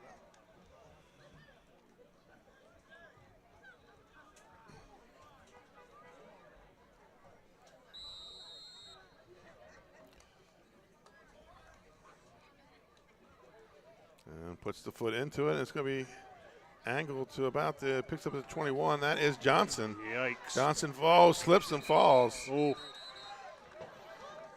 So it's going to be first down for Woodbridge. Let's get that Woodbridge offense because we haven't called them out yet. At the tackles are Dedrick Jones and Jacob Polk. The guards are C.J. Collins and Jacob Hanley. The center, Jacob Bullinger. The quarterback, Zach Plummer. The halfback, Tracy Johnson. The fullback, Quincy Risper. And the wingbacks are Sam Schroeder, Jacare Banks, and the wide receiver, Daryl Smith. We'll catch the Milford defense on the other side of this play.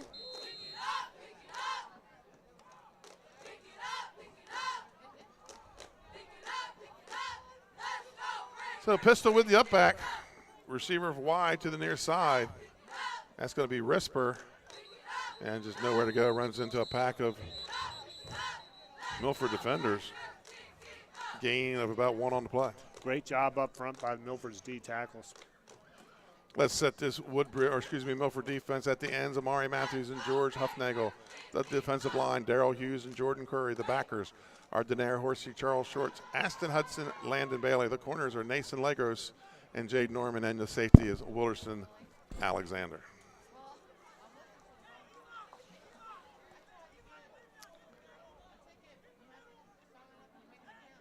Is there a penalty here? Yes, there is. I didn't see. I didn't either. I never saw a flag. 5-yard penalty against the Buccaneers. So, 5-yard penalty against the Buccaneers. Heavily penalized here in the first half. Yeah, mystery penalty. Put him off sides. Johnson carries, picks up about 1 or 2 on the play. In about 1 on first down, brings up a second down. So it brings us 2nd and 4.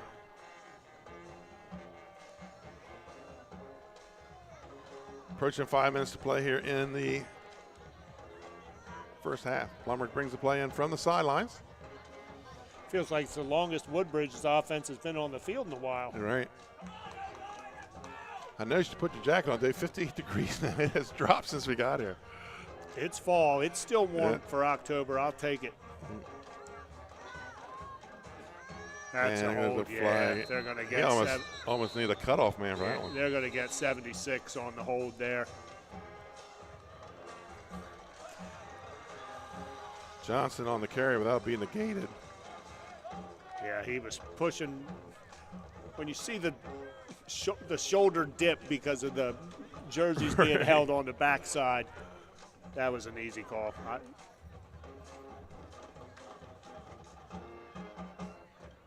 So mark off the 10-yard penalty against the Blue Raiders, and that's going to make it about a 2nd and 14. Back left 10 yards, 3 feet, second down.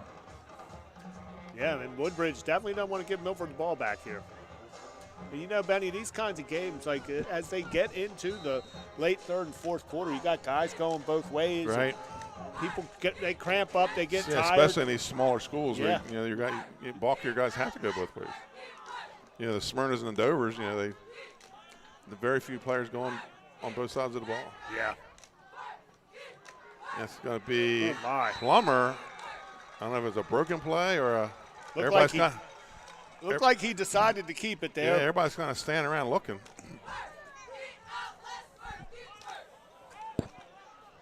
So no gain on the play.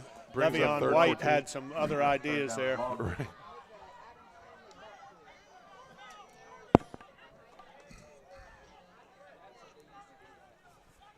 Approaching 4 minutes to go here in the first half. And I think Marvin Dooley will probably just like to take this whole half if he could, but he's facing a 3rd and long. Yeah, he is facing a 3rd and long, and I don't know if they've got a screen here or a way to get the ball to 8 in space. We saw earlier in the game a little swing pass. Yeah, I would dial something like that up if I could. But they got him on the short side of the field right now. And that's going to be a handoff. Let's see if we can get the number. It might be Risper. He picks up half of it. And it's like Coach Dooley's going to take a timeout. So he does. He picks up 7 of it. By the Buccaneers.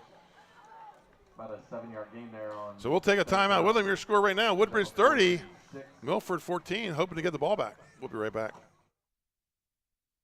Here at Grip and Mac, we've been serving the Eastern Shore since 2015. We're all about bringing you fresh, quality ingredients. We do fresh pasta, paninis, soups, and salads. We try to be all-inclusive, vegan, gluten-free options. We do a little bit of something for everybody. In the summertime, we make a little over 200 pounds of pasta a day. You can come in and buy fresh pasta. You can bring it home. We're doing curbside pickup right now. A lot of take-to-go. We even have DoorDash if you need it delivered to you. We like to bring you good food fast and not fast food. Here at Grip and Mac, we've been serving the Eastern Shore. And we're back. I guess Milford took that time out, Dave. I never saw a signal. But you were saying off the air that, go ahead. Yeah, I mean, I think Milford, they're looking at 4 minutes on the clock, assuming that Woodbridge is the prudent thing for them to do here is kick. And, in a situation like that out of this formation, I think what you can get a quick kick out of this formation. Right. You can try to get them to jump and then call your own timeout. See if you can get 5 out of them. Plummer in the shotgun. Risper goes in motion, and there's a flag on the play.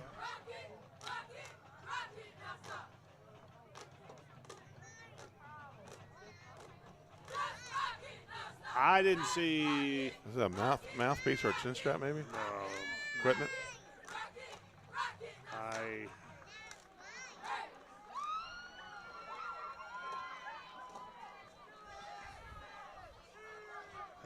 He's got an irreparable, it can't be fixed on the field, whatever it is, and now we're looking for his backup. And I think now we're just going to bring in the punt team. Right. It looked like he was saying mouthpiece. I got to be honest with you, Benny, if I'm the back judge there, I don't think I'd see that. Yeah, I hear you. I don't know that I'd notice. Yep. It's always fun to find the backup on the punt team. Sometimes the backup on anything. Oh, they're going to go for it. Goodness. Jakari Banks, somebody got a big block on the edge. I don't think he made it. I do not think he made it either, Benny. I think he's just a little short. Oh, boy, that's going to be close.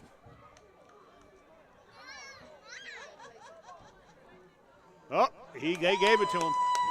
7-yard carry for Banks, and he's got a first down. Benny, you wonder, is that a called play? Is it an automatic based on what he sees?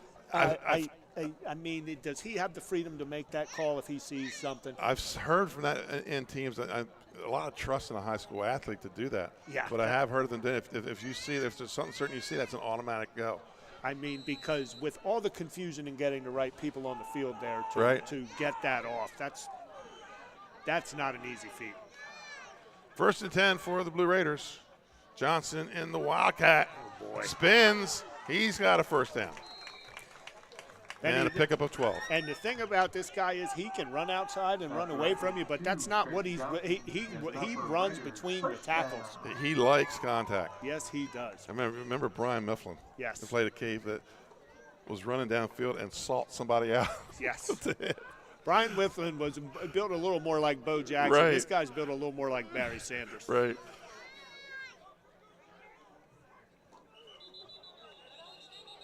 Yeah, they're moving there just a little early. Right.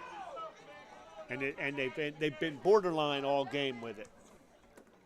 So they're going to move them back 5, bring up a 1st and 15, getting back to that Brian Mifflin story. I think we were playing Glasgow. And the coaching staff was wondering what he was doing. He was turning back to the middle of the field to run somebody over. He could do it. Yes, and he could do it. And could hit a baseball 500 feet.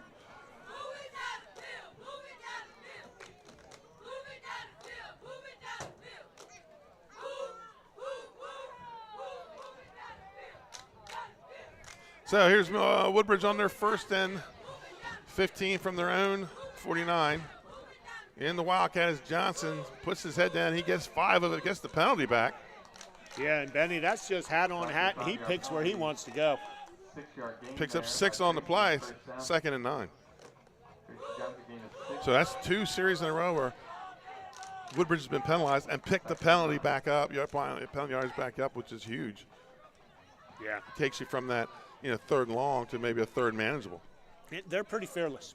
Mm-hmm. And honestly, playing loose is a good way to play. If you can get your athletes and your team playing that way, that's a great way to play. 2nd and 9.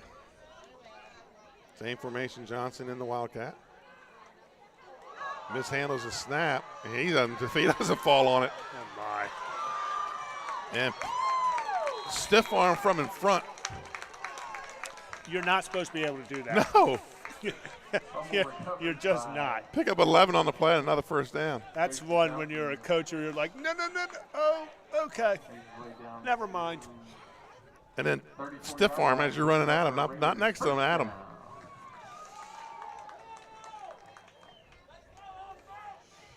And he did this last week. He ran out of a 14-yard scoring drive. He ran it 13 times out of the Wildcat. You can tell he's trying to get some air right now. 1st and 10.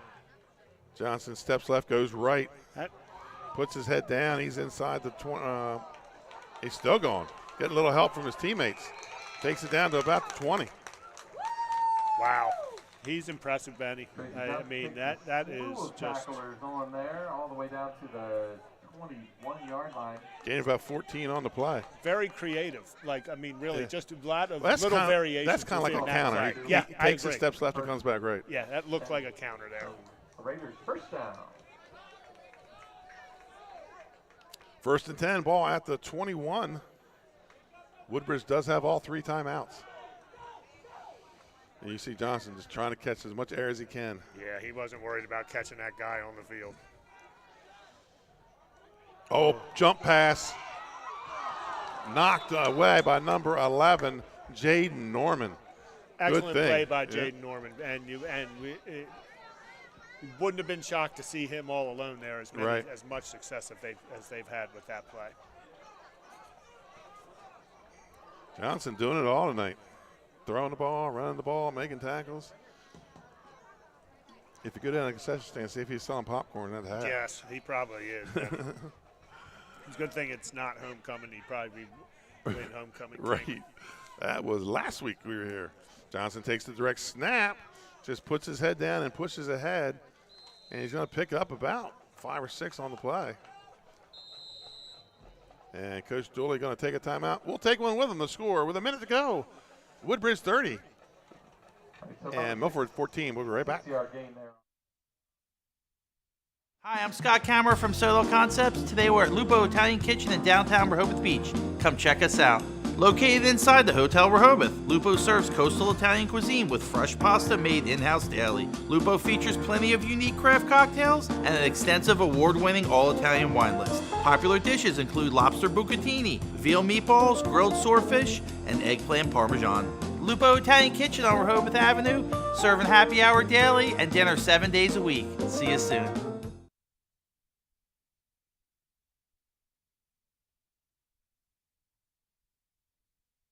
And coming back, minute to play here. Ball at the, looks like the 16. Yep. So the 2nd and 5, gain of 5 on that play for Johnson. Johnson gets a breather here as they get to stop the clock too. 3rd down here. Oh. That one was almost batted out of his hand. He pulls it back down and picks up a couple. See if Coach Dooley takes another timeout. Now he's going to want to hurry it up. Gain of about 2 on the play. So about 4th and 3 here. 4th down and 3. I'm guessing they're going to go with the quarterback counter. Oh, he has running room. He takes it down inside the 5. That'll stop the change for a minute. Takes it to the 5. It's a gain of about 4 on the play. Tracy Johnson on the run there. Has enough for a Raiders first down. Now we have a penalty. Called by the Raiders. They have 1 timeout remaining. And We'll stay right here with it. Seconds remaining on the clock. So your first eyes on Tracy Johnson this year. What's your opinion here, Dave? I would be giving him the ball a lot too. It was like I said, when he came out, when the helmet came off, I don't want him ever coming out. Right. And I love the way he plays. Just constantly feet in motion. He just brings energy. Like he is the motor. 1st and goal from the 5-yard line.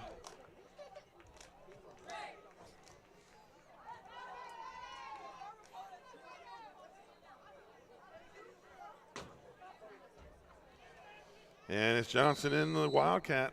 30 seconds to play. Woodbridge with a timeout. Breaks the tackle, puts the head down, and I think he's in. Broke 3 tackles.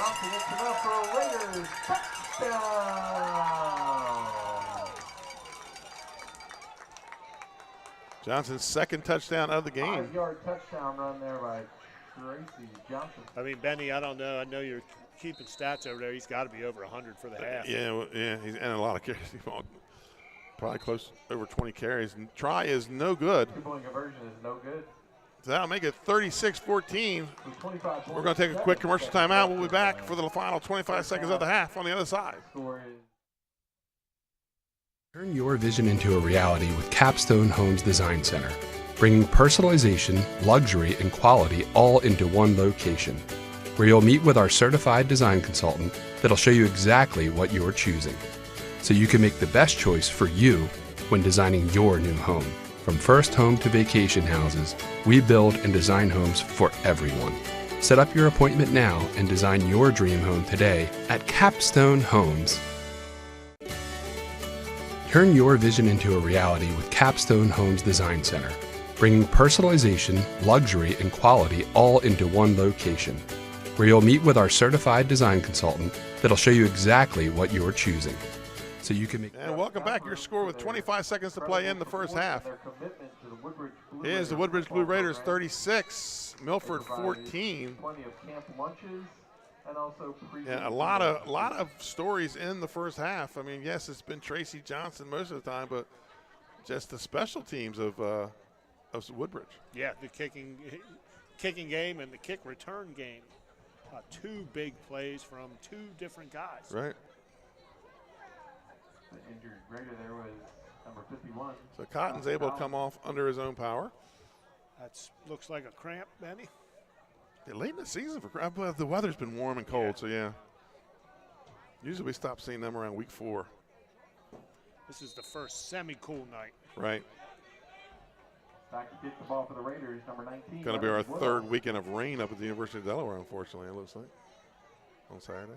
Scoops it up at about the 26-yard line. He's got some room. And going to take it out to about the 40. It'll be 1st and 10 for Milford with 19 ticks on the clock. Milford's got 1 timeout left. So Coach Marvin Dooley has to be happy. He gets the ball coming out in the third quarter. He's got to be happy. I'm sure he's looking. He doesn't want any big plays getting ripped off here. He would love to go in and up 22. And to think, Howard beat them with 60-20 something. How good's Howard? Yeah, it's hard, and Howard got handled pretty well by Hudson. Right. So it's hard to tell. Trips here to the bottom of the screen. Hudson drops back, looking to launch one downfield. What a throw! And it's going to be, is it caught? Yes, it's caught at about the. I think that's an interception. It is. Yep. So second turnover for Milford. Zach Plummer, quarterback. Hey, I'm sure that feels good as a quarterback because it certainly feels terrible when you throw them. That was a nice ball. That was a ball. Raiders first down.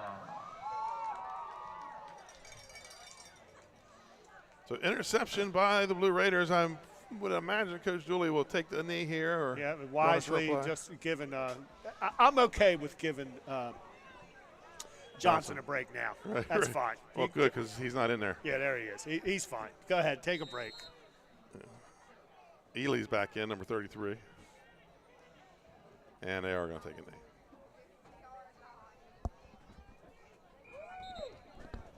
So the clock winds down. That's going to move us to the halftime. Folks, we're going to go to our top 10 plays of last week, followed by some commercial timeouts. And they'll be honoring Preston Grace at some time at halftime. We have a 20-minute halftime here, folks, so we'll be back after these commercial timeouts.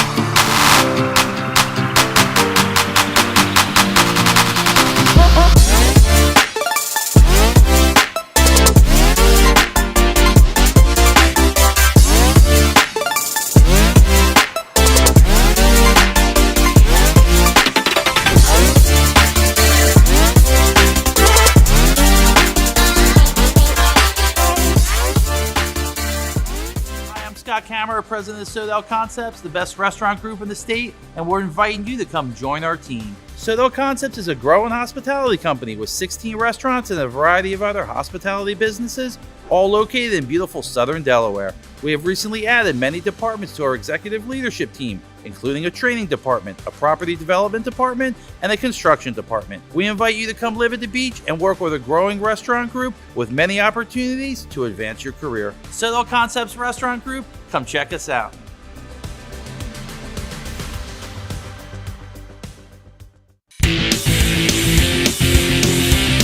Couldn't be more excited about having our show here held at the Buffalo Wild Wings and Christiana location here on Route 7, brand new location. They moved here from Limestone Road, and it's going to be the new home of 302 Sports Week.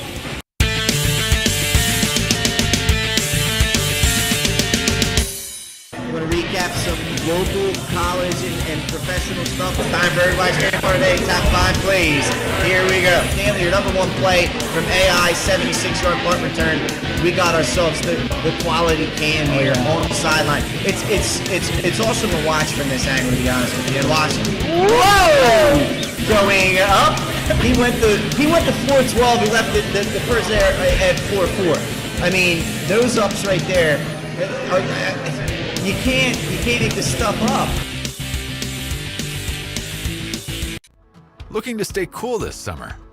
At Barclay Heating and Air, we're dedicated to keeping your home comfortable year-round. Family owned and operated, we provide trusted residential heating and cooling services to customers across central Delaware. Our experienced technicians offer reliable maintenance and repairs on all major brand HVAC systems.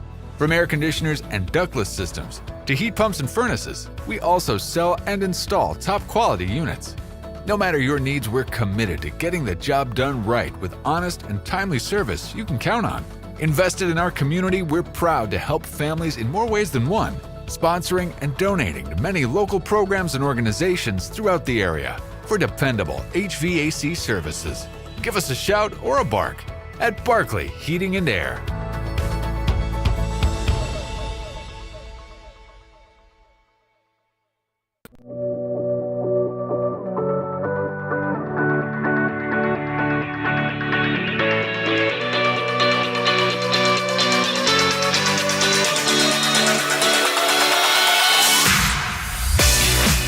I'm Chef Hari Cameron. At Grandpa Mac, pasta's our thing. We serve quality food fast that's not fast food. We make everything in-house and serve something for everyone. We're open 7 days a week for lunch and dinner. Follow the noodle to Grandpa Mac. You've probably seen this a lot, but not all pest solutions come from a can. At Active Pest Solutions, we don't spray and pray. Professionalism and continuing education sets us apart. We are Quality Pro certified, the mark of excellence in pest management. And we have an associate certified entomologist on staff, providing environmentally sound solutions to our customers. Our proactive pest plan offers the best pledge guarantee in the industry. We do what others don't. Active Pest Solutions. Call or visit us online today. It's active without the E. Welcome to Premier Physical Therapy and Sports Performance. We're a locally owned outpatient physical therapy practice with convenient locations in all 3 counties in Delaware. At Premier, we have experienced physical therapists with advanced credentials, but their hospitality, passion, and enthusiasm is what makes the difference for you. Find our convenient locations at premierptsp.com. You may have tried physical therapy, but have you tried Premier?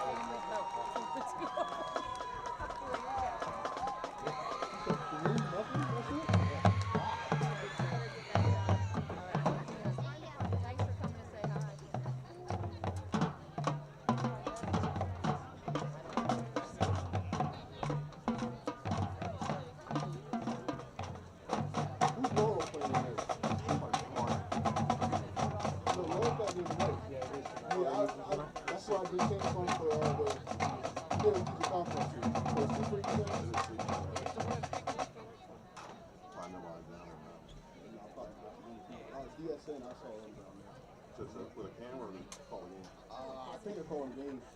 They have their whole truck out there. So.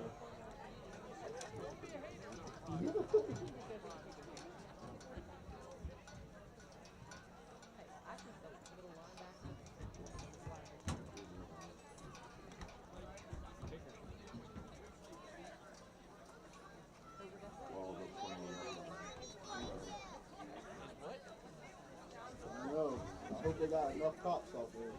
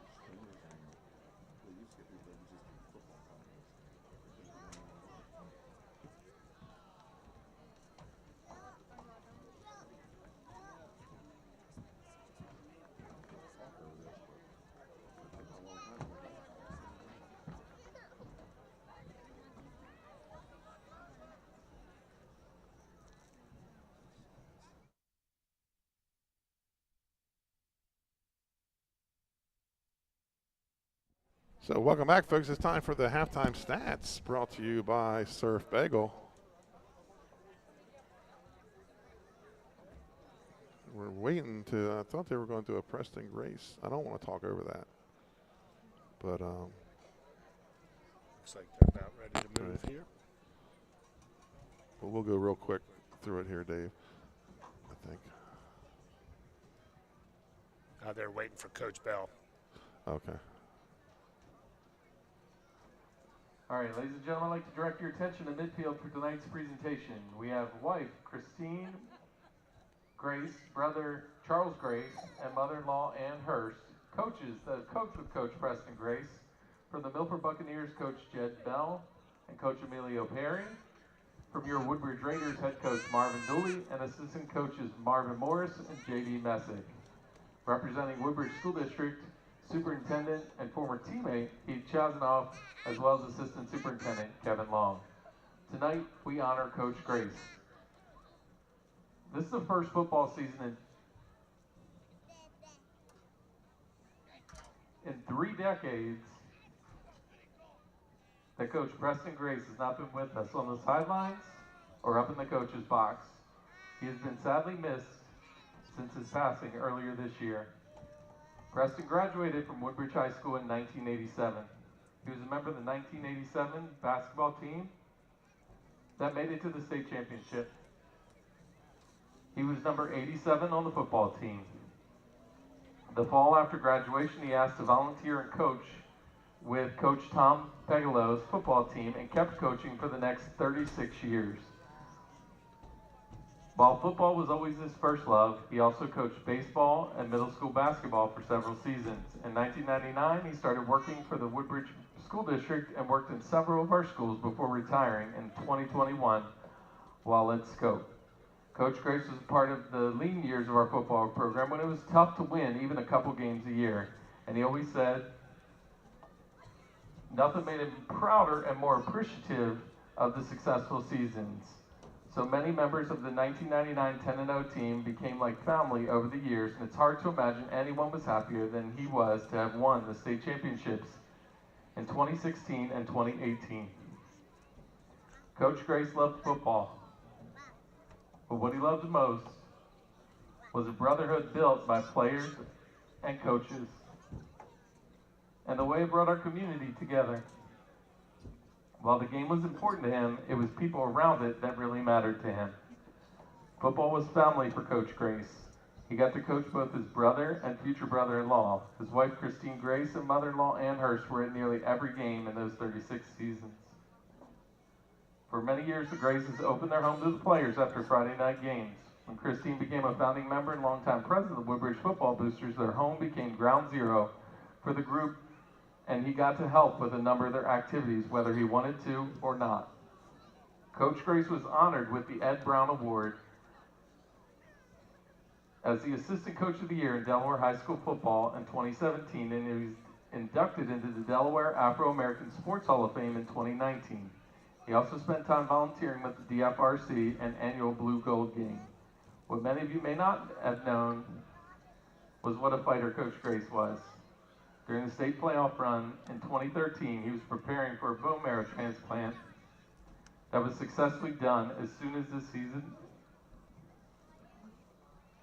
season ended. Just over a year later, he began dialysis several times a week.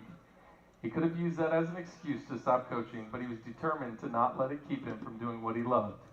His family is beyond grateful for the careful eye that the staff always kept on him, especially Coaches Jefferson, Coach Morris, and Coach Mosley during those years, and would like to thank the Woodbridge School District. Coach Dooley and staff say, rest in peace, Coach Grace. You will forever be on the sideline with us every Friday night, and we will miss you. This is a legendary Coach Grace would most want us to remember. Be kind to one another, as we never know what someone is going through. Find a way to help make your community better. Consider becoming an organ donor to help save a life, and always be proud to be a Woodbridge Raider.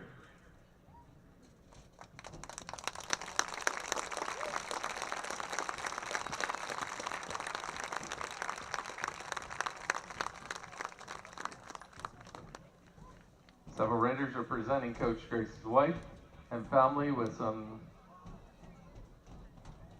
items in memory of Coach Grace.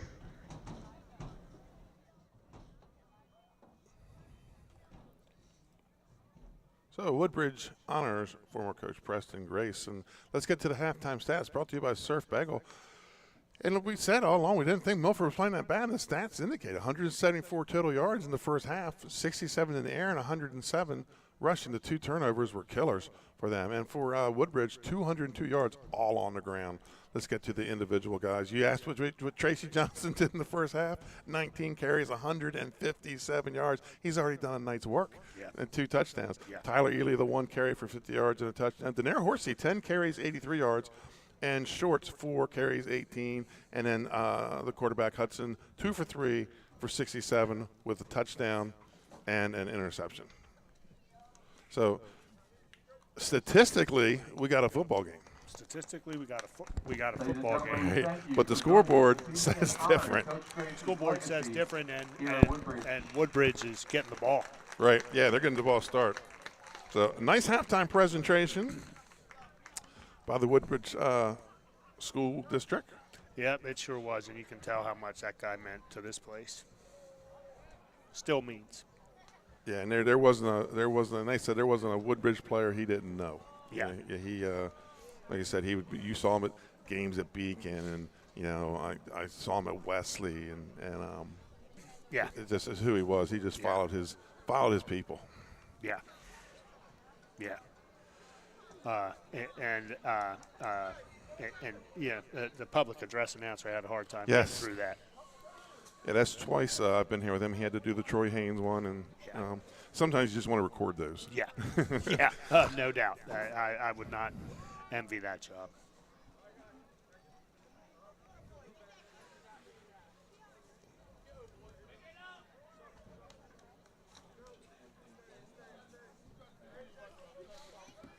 So we move to the third quarter. Woodbridge gets the ball.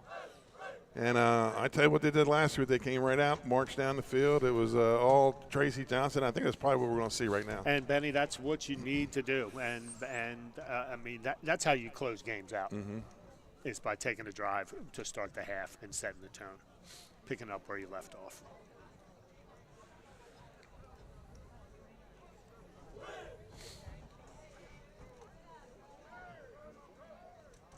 I think some people might, if they don't watch this broadcast, might pick up the newspaper tomorrow and go, wow. Oh, yeah. I don't think Milford's very good. And you're going to find out that don't sleep on them this year. No, do not sleep and plus, on we them. still have a second half of football to go. They need to come out. They need to stuff Woodbridge. Easier said than done. Yeah. And then, get back to, one of those drives we said they've scored twice. They were down inside the 20, but down at the 11 on a 4th and 21 and came up a yard short. They score there. It's a different game. It may not even be 30. It might be, maybe 28-21 right now. But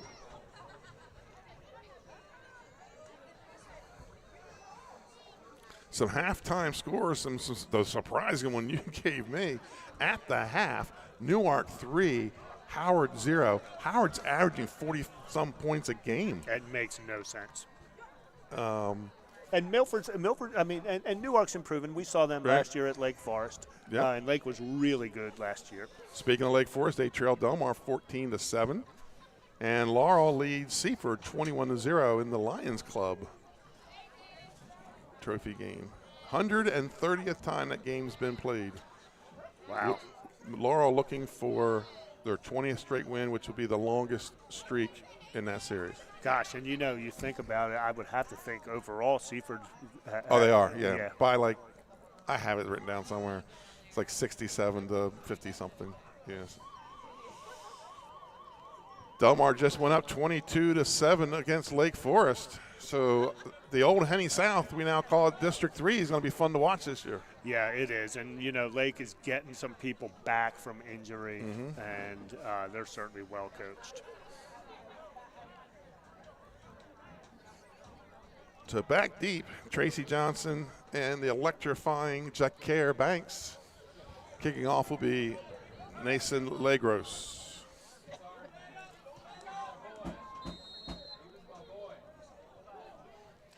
So here we go, ready to start the third quarter.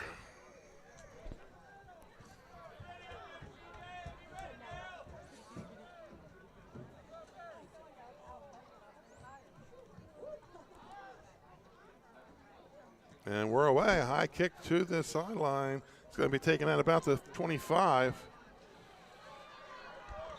And gets out to about the 35. Where it's going to be 1st and 10 for the Woodbridge Blue Raiders. I imagine they're going to probably come right back out in that Wildcat. I don't see why you wouldn't. I mean, unless you might as well grind it down now right. if you can do it.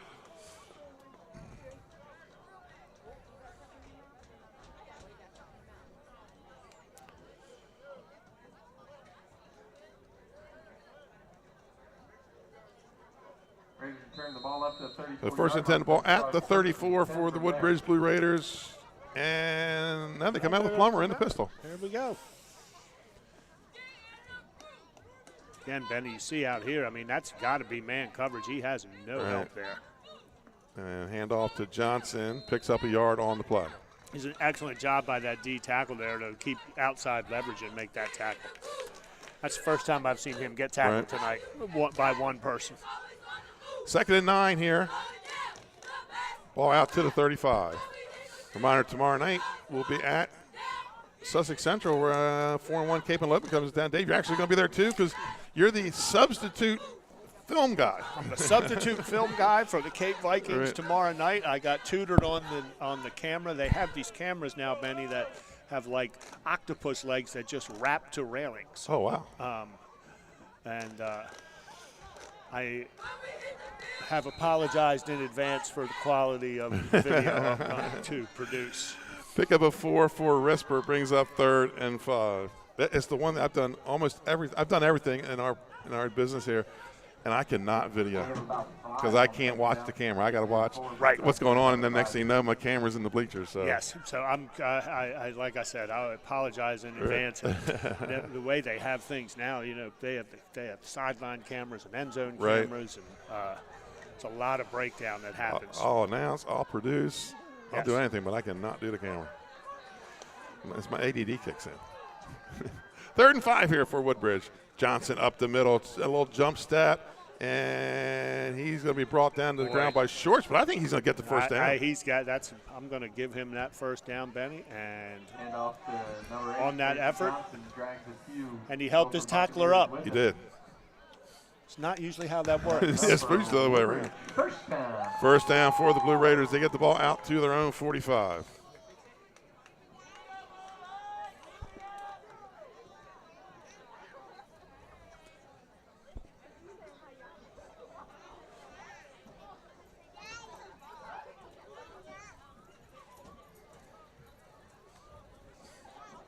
And Woodbridge, they're going to kill some clock with their huddle too because they're taking their time.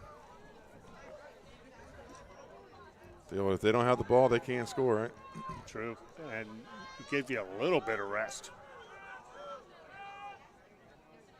Fake to Johnson, reverse with Banks. Wow. He's got running room. Oh, boy. Run there with number 2, Jack Banks. That's Banks' second carry of the game. Benny, that kid's legitimately fast. He's stepping one time between those 5-yard lines. 20-yard carry for Banks. You saw what he can do in the open field with the kick return. Yeah. Make it a 21-yard carry. And he's one of those kids. I mean, he's going to get better as the season goes on. And he's a sophomore.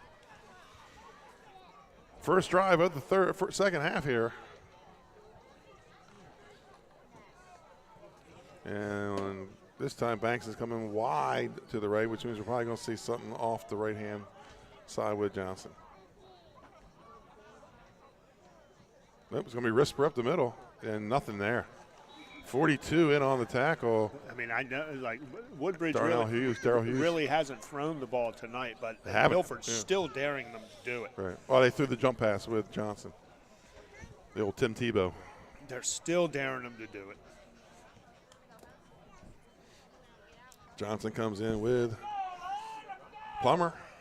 2nd and 10 for Woodbridge. 2nd and 10 for the Raiders.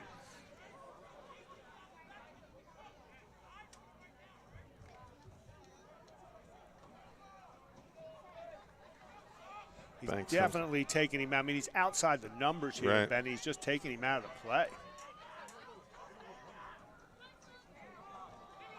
Nice block. Toss by Johnson, yeah. He's going to turn it up. He's going to look down the sidelines, gets out inside the 25. Excellent block there at the point of attack. I think that's going to be a first down. Johnson forced out of bounds down around about the 23-yard line. Now for Raiders. Pickup of 12 for Johnson and another first down. Johnson already with 2 touchdowns in this game, 157 yards in the first half. That's, yeah, and he just added another 25 to that on this series.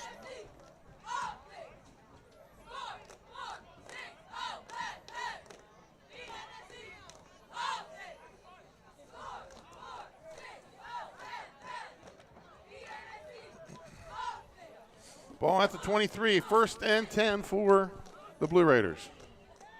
Pistol formation with the up back, slot to the far side. Johnson takes the handoff up the middle. He's got some running room.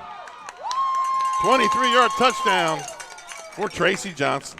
That's where he likes to run, Benny, and C-gap. Number 8, Tracy Johnson. Boy, he can hurt you in a ton of ways. Yes, he can.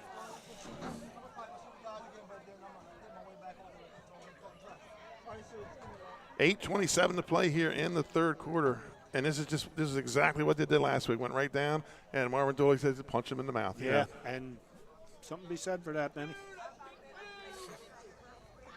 Football's a rough sport. So Johnson already tacked 50 on here in the second half, so he's over 200 yards. 200 yards on, and he's there. He goes again, Benny. That's Risper there for their okay. point. So we'll take a quick commercial timeout. Your score: Woodbridge 44 and Milford 14. We'll be right back after this commercial timeout. In life, some things just go together, like a burger and fries, and home and auto insurance from State Farm. So make it a combo. Combining your home and auto insurance could save you time and money, and who doesn't like that?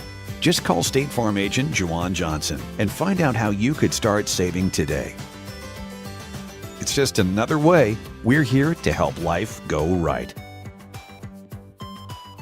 And welcome back to Greenwood. 44-14 is your score.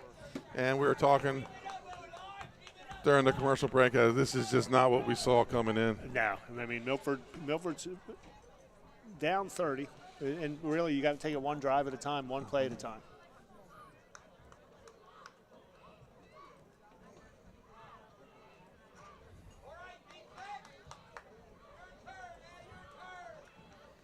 So let's see, is that Collins? Yep, he comes back from the injury, so he'll kick it away. Yep.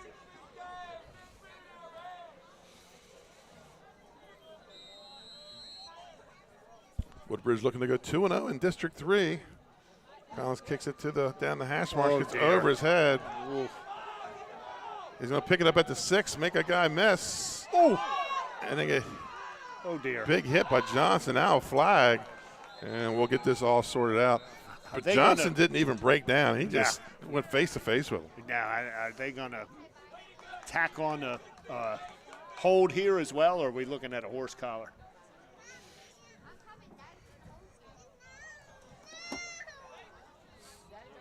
And referee Dean Culver discussing with the other refs. Looks like he's lecturing him there.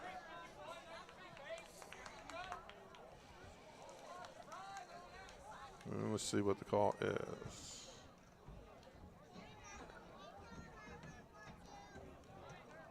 So it looked like it was a crack block, maybe. Could have been, or was it blindside? I forget what that one is. Yeah, blindside. Huh. So 1st and 10 for Milford, the ball at their own 3. Down 30. That's tough place to start. They're not built for down 30, and they're really not built for down 30 inside the 5. No, they're not. That's one of the downsides to the wing tee. That's Shorts carrying some tacklers with him. He's going to get out to about the. That's going to be good for a first down. To the 20.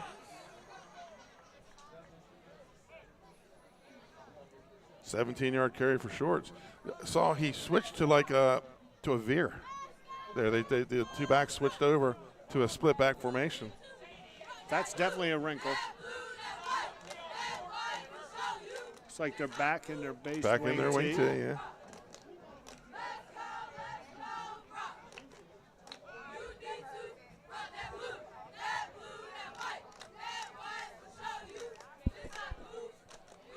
Looks like they're changing the call from the sideline. Shorts again, right side. Buck sweep. Yeah, he's going to pick up about 5 on the play. All right. Call it 6. Again, Milford making yards.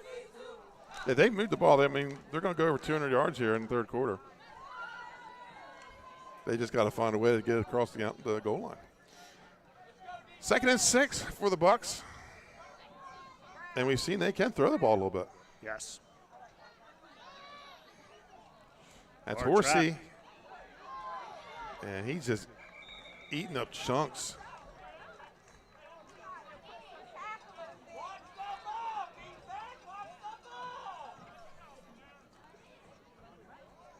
Buccaneers have enough for a first down. So first down for Denaire Horsey. Picked up about 20 on the play. His first carry. Sorry, 44-yard line. And then, call it 19. And Milford looks really good executing the wing tee here. Buck sweep again with Shorts. He cuts it back up the middle. And we have a flag back on the W. Oh, dear. Looks like a hold on Milford. Flag on the field. Preliminary call is a hold against Milford. Yeah, looks like we'll get an unsportsmanlike on the sideline. I was going to say, he obviously didn't bring 2 flags. No, and he wanted to keep his hat on his head, apparently. Right. I don't know that I could blame Jed Bell. No, I think it's actually one of the assistants that went off. Yeah, I think it was Quinn Abbott that was on the field yelling. Okay. The offensive coordinator.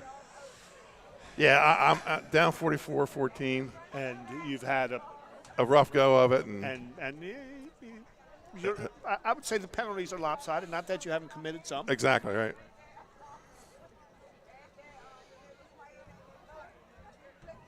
So here's the hold. So this is going to be 25 yards and penalty because the second one's dead ball. Huh.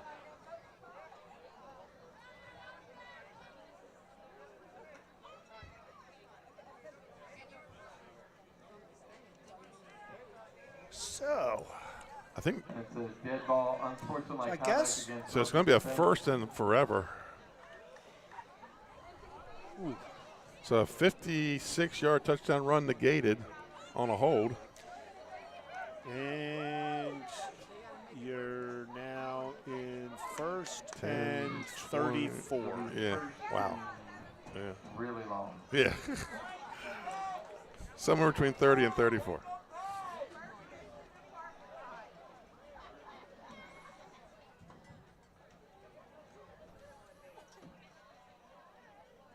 So the referees jot down their unsportsmanlike things so they can make their reports. That's right. And we have to use the right form. We've talked yes, about that last time. Yes, no doubt about it. There we go. First and call it 30-something. Hudson drops back, throws down the right sideline, and has a man. Wow, great catch. And that's caught. No. Oh, incomplete. Oh, dear. Must have stepped. Oh, the ball's on the ground. Okay, all right. Buccaneers pass ball's incomplete. I think Milford's found something in this quarterback. No he can question. throw. Yeah, no question. I mean, and that was a pretty good ball, really. I mean, if he had come down with it, they'd be close to a first down. 33. So second and 33 here. Ball back at the 27.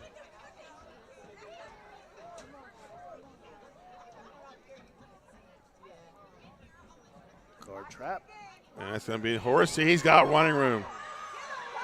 Tries to cut it back inside and gets it close to midfield. It's a gain of about 26. Yeah, about 26. They're in a manageable third down here. Brings up a 3rd and 6. I'll be looking at a 3rd down and 6. Horsey over 100 yards in this They game. do. I love watching that wing T guard trap when it hits like that. That is a beautiful play. We'll see some of that tomorrow night because Sussex Central runs the way we've been running it for 30 years. Yeah. Or longer than that, actually.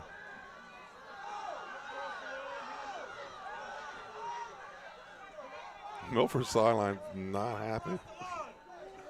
Nobody moved. There was the nose guard jumped across. And no gain on the play, probably a loss. Oh, dear. Horsey on the carry. Loss of, we'll call it no gain. Got a lot of opinions coming Yeah, out of the yeah, we stands got here. everybody down below those. Yeah. Yeah, I saw it looked like the nose guard jumped into the neutral zone, but my angle, he may not have made it across. Well, I mean, if in high school We're sitting at the 45. Does it make, if you don't make contact and they don't move, can That's you a get good back? question. I do not know.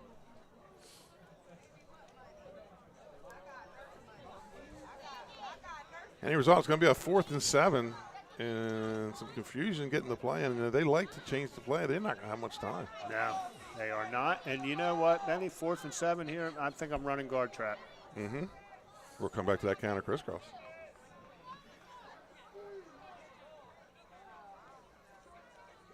A little reverse. Sally.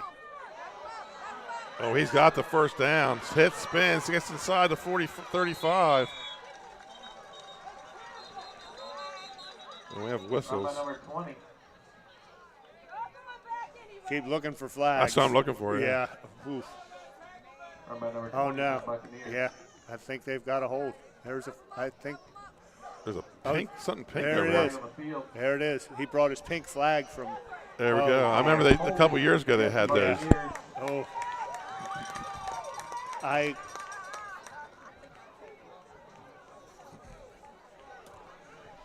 Well, we know who throws that then. Yeah. He's in a guy that has one out there.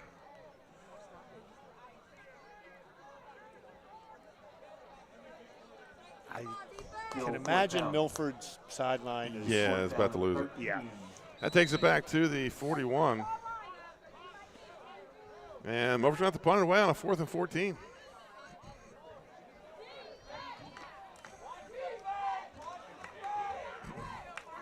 I have Milford for about 10 penalties, 11 penalties so far. Yeah, that's a lot. And I don't recall too many for Woodbridge tonight. I can tell you, 3. Yeah. Got a good snap. He's going to get it away. Nice floater. And it's going to bounce right into his hands at the 34. And he's able to bring it back to midfield. It's a great scoop by that guy. I think we got another flag back here, Benny. Mm-hmm. That was on the number 2 on the tackle. That's Legros, the punter. Yeah, looks like they're going to try to even out the penalties. The flag on the return. And the hat.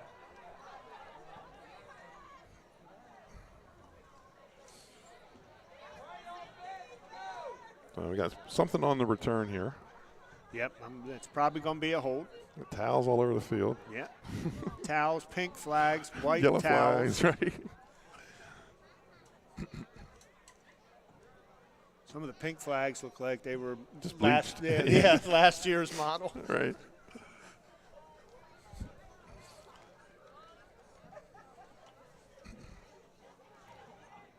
So here we go. We'll get it all sorted out. Dean Culver on the call. A personal foul. Blindside block again. Side, yeah. Must be, as they say, point of emphasis. Yeah. So there's 15 on Woodbridge, so they're going to start. 1st and 10. Once they set the ball, they're going to be deep in their own territory, about their own 8-yard line. It's interesting, you know, they put out, we talked about playing on a Thursday night because of the shortage of officials. Right. And, I mean, really, and I really think the solution is they do. They've got to up the pay. Yeah, I agree, yeah. And you got to find a way to get the young good guys into the big games early. Yes. 1st and 10 from the 8. I saw that in wrestling where, you know, the young guys, you're getting young guys, they're refereeing JV and junior high for 4 or 5 years and then they quit. Yes. So you got, if they're ready, you got to get them in the action early. I did notice, and I can't remember what his name was. He was at a Cape game. Young guy that played at Sussex Central that was officiating. Right. Hopkins, I think his last name was. You do. You have to replenish your stock, just like getting teachers. Right. Which is getting hard to do now. You would know. Yes. And somebody was stood up, and another flag. Oh boy. Flag on the field. Looks like no gain on the play.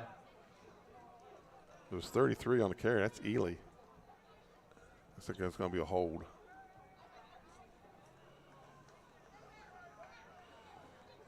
So that'll be a half the distance. I was holding against the offense. Now the flag's coming fast and furious. Coming fast and furious, Benny. We were a score away from a running clock, and now we're half the distance to the goal. We've had about 3 flags in a row. Yeah, 3:30 and all personal fouls and some holds. 3:30 and some personal foul / holds. 3:33 to play here, or 3:36 to play in the third quarter. Plummer brings the play in. Looks like the ball is about the 8-yard line. 1st and 15. Be 1st and 14 from the 4-yard line.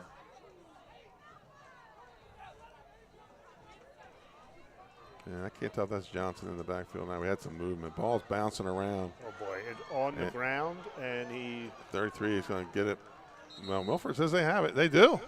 There you go. So Woodbridge's first turnover of the game.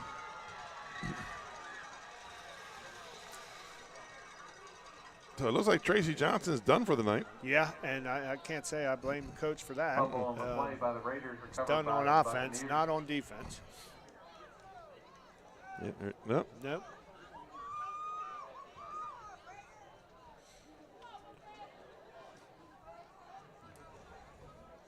So Milford 1st and goal from the 6 with 3:03 to play here in the third quarter. Slow third quarter, a lot of penalties.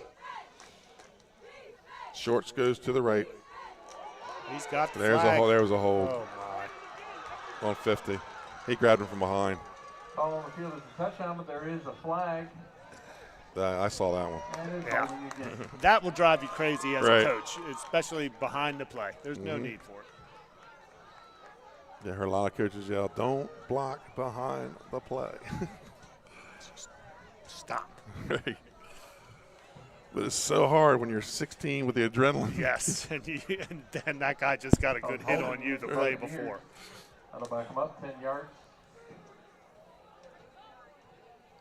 Well, that's 5 penalties, and they've been big ones. 4 holds and a sportsmanlike. Yeah, that's 2 scores they've had Right. back. Mm-hmm. Yes. 1st and Right. goal from So the first 16-yard and line. goal from the Sorry, 16. 16-yard line.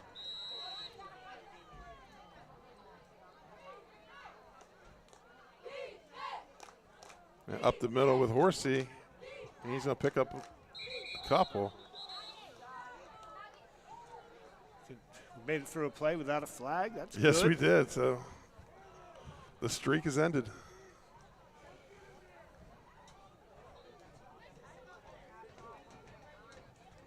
Horsey picks up about 2. No, About 4 on the play. about 2.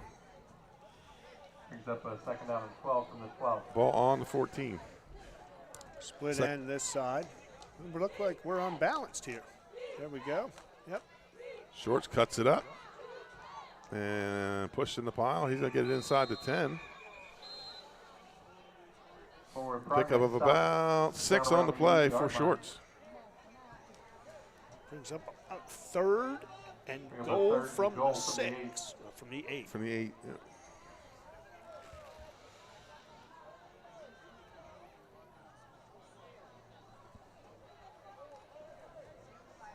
Yeah, I got 4 holding penalties here in the second, third quarter. Yeah. Wow. And luckily, it's announced from the line, original line of scrimmage. They don't have to. Rolls out, has a man open. It's Horsey, touchdown. There he goes. That's complete for a Buccaneers touchdown. Hudson to Horsey for an 8-yard touchdown pass. Milford keeping their offense in to go for 2.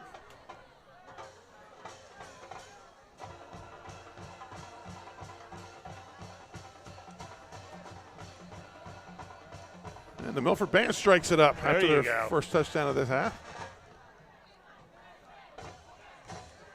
One thing I have noticed, Dave, doing the games this year is marching bands are picking back up again. Yeah, no, it's. We've gone through some years where there's been like 9 musical instruments out there, and they're not seeing that as much anymore. So No, and that's good, and that's a function of,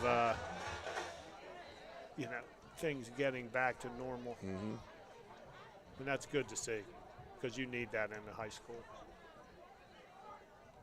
Greg Lockett going off the left side. I think he's in. Yeah, he is. That's Greg Lockett with the 2-point conversion.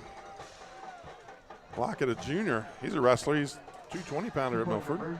He looks it.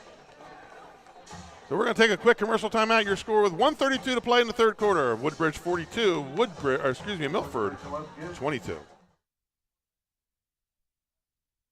I would always pass by Ferris on Kirkwood Highway, so I knew that they existed. We stopped in the showroom. We just clicked, like from day one. They did a total kitchen renovation for us. Ferris was so organized. They were on top of everything from day one. Always here when they said they would be, always on time, kept to the schedule. The level of comfort speaking to everyone that works at Ferris, they were just super friendly, easy to talk to. It was like they were friends, not, people coming to work on our kitchen. The room is totally transformed from what it used to look like. To have all this seating now and the big table, the bench seats, it's great. I love coming home and just walking through the laundry room into the kitchen every day. It was just a great experience. We love Ferris. And welcome back to Delaware Live, powered by 302 Sports. Scoring update, Howard now leads Newark 8-3 in the fourth quarter. Del Mar in the fourth quarter leads Lake Forest 30-19. Last score we had was 21-0 with Laurel and in Seaford. The 130th play of the Lions Cup trophy game. How many in a row for Laurel did you say? This would be 20 tonight, and that would be the longest. That's amazing. High pooch kick. Going to take it at about the 30 or the 26. And he's looking for some blockers. There's going to be a flag. I'm sorry. Nope.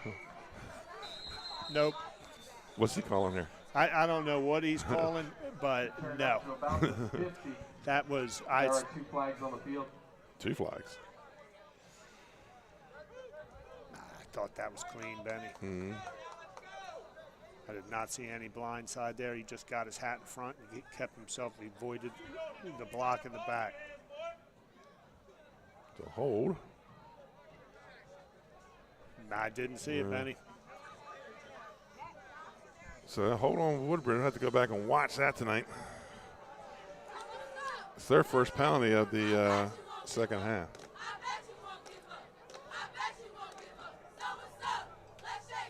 So first down for Woodbridge, a penalty riddled third quarter here. Yeah, this is a long third quarter, Benny. It's 9 o'clock, only 4 passes thrown all night. So penalties really bring it to a drag here in the third. First and 10 for Woodbridge. Ball outside their own 20. And that's a toss. That is Johnson back in the game, but he's got nowhere to run. Number 63 on the tackle. That's Good job up front Landon Bradley. Gain of 2 on the play for Johnson. 2 on first down. And Greg Lockett in there. Johnson brings up Man, second Lockett. down and 8 for the Raiders. Second and 8 for the Blue Raiders.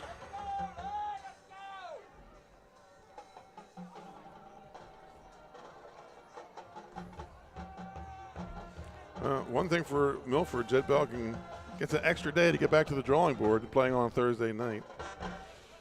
Yeah. These kids, I mean, they've had a good effort, and this game isn't over. It's a three-score Right. game, as long as these quarters are taken. Johnson again pushing up the middle, and he's going to get about 2 on the play. It's like Horsey in on the tackle. And as soon as this young man turns around, we'll get his number. And number 52, I believe that's Hudson. So 2-yard gain for Horsey. Preston Johnson. And that's going to be the quarter. That's going to be the end of the third quarter. Your score, the Woodbridge Blue Raiders 44, the Milford Buccaneers 22. We'll be back on the other side of this commercial timeout.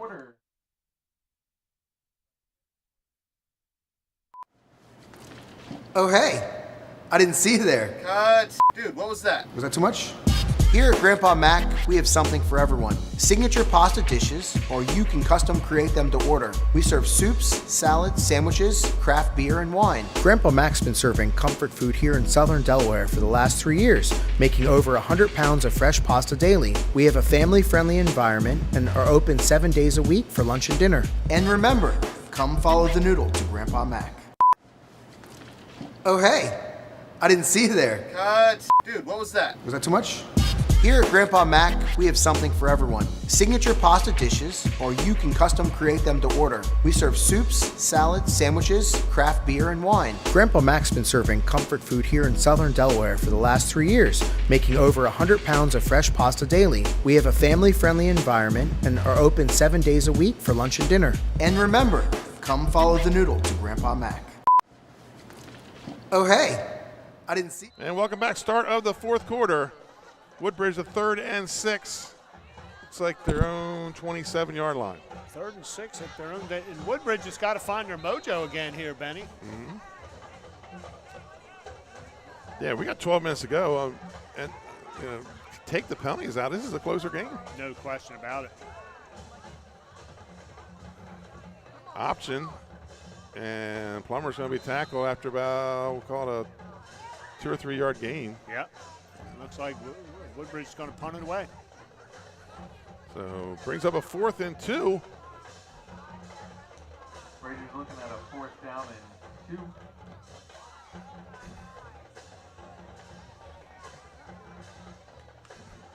Well, I thought Banks was the punter. They've just got, looks like they're going Wildcat here, Benny. Mm-hmm. I was going to say, if Banks coming off the field, he's the punter. Unless they go quick kick. I bet anything Johnson hasn't done tonight. Let's kick it. 4th and 2 for the Blue Raiders. Oh, he's got some running room. Brought down by number 63 badly. So much patience there, really, to let that develop a little bit before he picks his spot. Picks up 5 on the play, 1st down. Just really hard to defend. He's got like a hezzy jump cut, yeah, where he doesn't actually complete it. Yeah, I mean he is really fun to watch. Just has a knack for it. 1st and 10, ball at their own 42.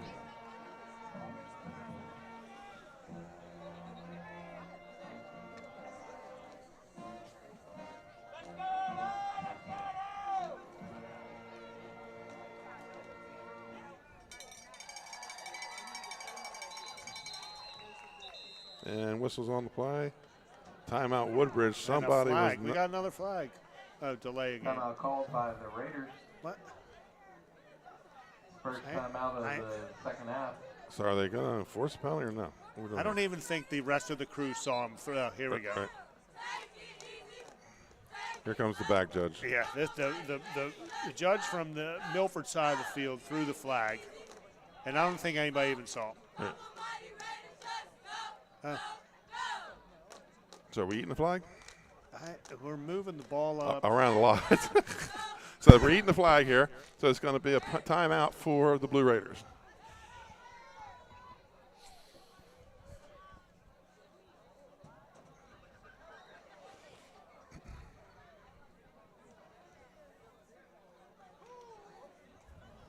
Marvin Dooley, he plays 48 minutes. He told me one time they were getting beat bad last year, and he just kept his offense in. The opposing coach asked him why he did that. He goes, I came here to play 48 minutes of football.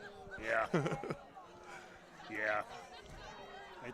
It's a fine line when you get into a game that you're not going to win, or right. You're definitely going to win. Right. When you're taking people out. So 1st and 10, ball at the 37. Coming in off the Woodbridge timeout.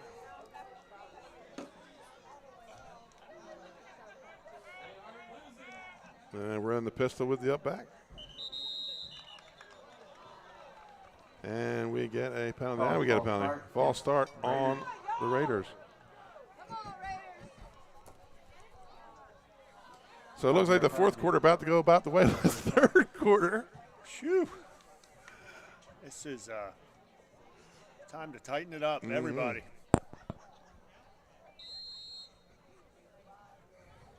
You don't want to make a game drag on. You want to finish well. Like Yeah, exactly. Played so well to begin with.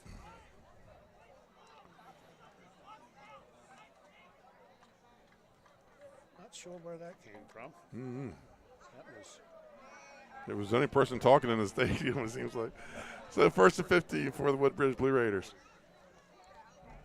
And handoff to Johnson, not going anywhere, maybe a yard. Not But he never went down. Ground, though. Nope. And he would look pretty good as a 155-pounder. Yes, he would. You know who I would be getting out is that his brother, Yes. Cameron. Yes. Brandon Dooley, he's Brandon Dooley, assistant coach here, head coach of the wrestling team. That kid's quick as a cat. Yes.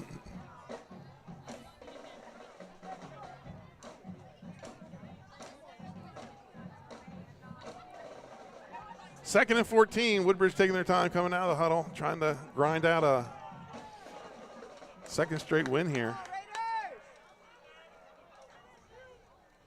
Tossed him Johnson, nowhere to go.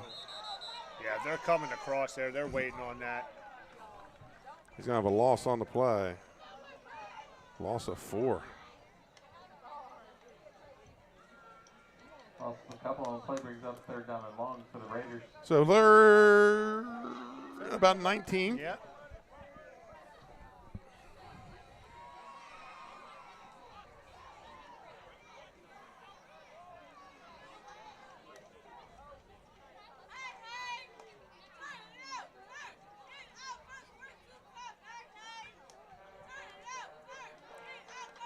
Yeah, I got an unofficial report on Kilby right before the game that the injury was not as bad as they thought it was.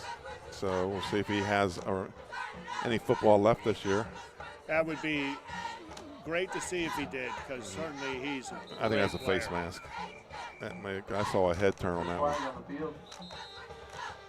Yeah, that's the right call, Harry. Yep. Helmet on the ground, head turned. Right. Anyways, he was on his way to a 2,000-yard season. Yeah, yeah. And he's got legitimate times, Yes. like measurables.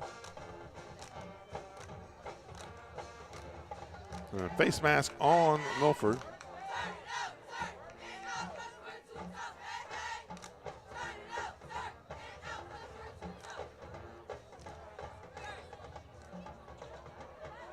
So 15-yard penalty. That's going to make it a second. Where's our yard marker? Well, I guess it's not necessarily an unsportsmanlike. Now that was, well, what was that? Was that 15? Yeah, it's about 15. Yep. So 3rd and 5. Third down and 4 for the Raiders.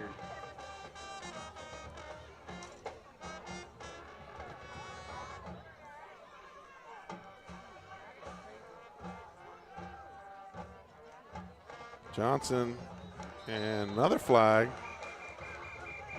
That guy's he's having a good game. He's leading the crew in flags tonight. Horse collar? He threw it in the middle of the line, like in the holding area.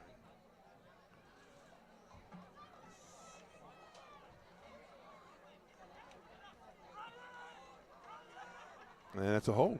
Oh boy. Okay. So it was holding. I have to sit him down and let him know you got to work in the morning. Yeah. Well, they declined the penalty. It's interesting, and so coach has got a decision to make here. It looks like he's asking his guy, "What do you want?" He's saying, "I'll take it, coach. Right. Give me the ball." Let's hear Raider fans. So 4th and 4 for the Blue Raiders. Ball at their own 44-yard line. Milford packing the box here. They sure are. And he may have got a yard, maybe 2. Not going to be a first. They're going to go the other way here. So turnover on downs, 66 in on the tackle. That is Le'Veon White. Short of the first down. So turnover on downs. First and 10. The Buccaneers from And the Buccaneers, 46-yard line. somewhat of a short field. They're at least going to be in plus territory. Yeah, and Coach Dooley had no intention of punting there. No. Didn't burn enough time off the clock. No.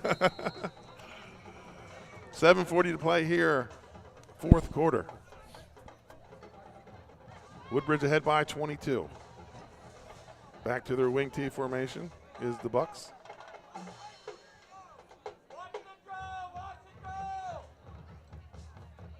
And Hudson's going to roll out. Just a little wing T waggle, incomplete. Yeah.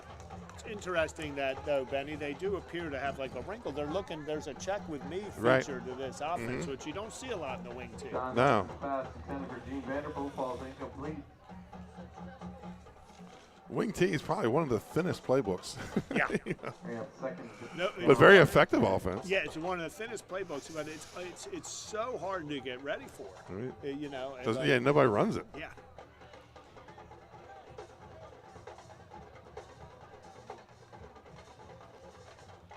And there's the counter crisscross. He's got running room. Ooh. Number 20 on the carry, Thomas. His first carry of the second half. Great job of cutting that back up inside. Thomas. About a 21-yard gain for Thomas. He had a big run in the first half. About 22-yard line. Yeah, he had a 30-some-yard run in the first half. First and 10 for the Bucks inside the 25, down around the 23. It's going to be short left side, cuts it back up the middle.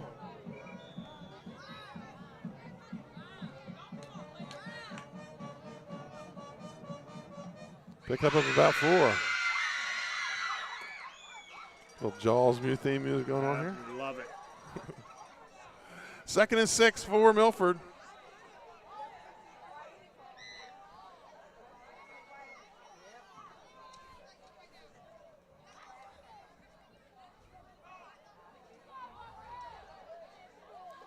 And they got Lockett out here in the slot. That's interesting. Ooh. Oh, they cleared it out. Past the shorts. He carries it down inside the 5 to the goal line, looking to get it in. They're going to say just short. Down to the 1. Boy, Lockett certainly did clear it out. Pass complete, number 16, Aaron Walker.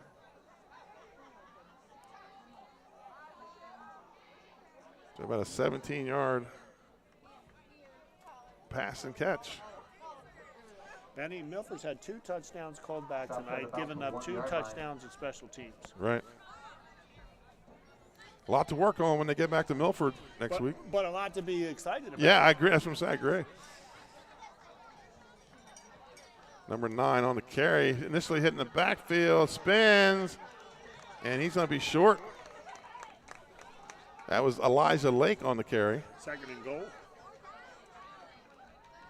Excellent tackle outside there. Milford right back on the ball. And it's a QB sneak, and it's a touchdown.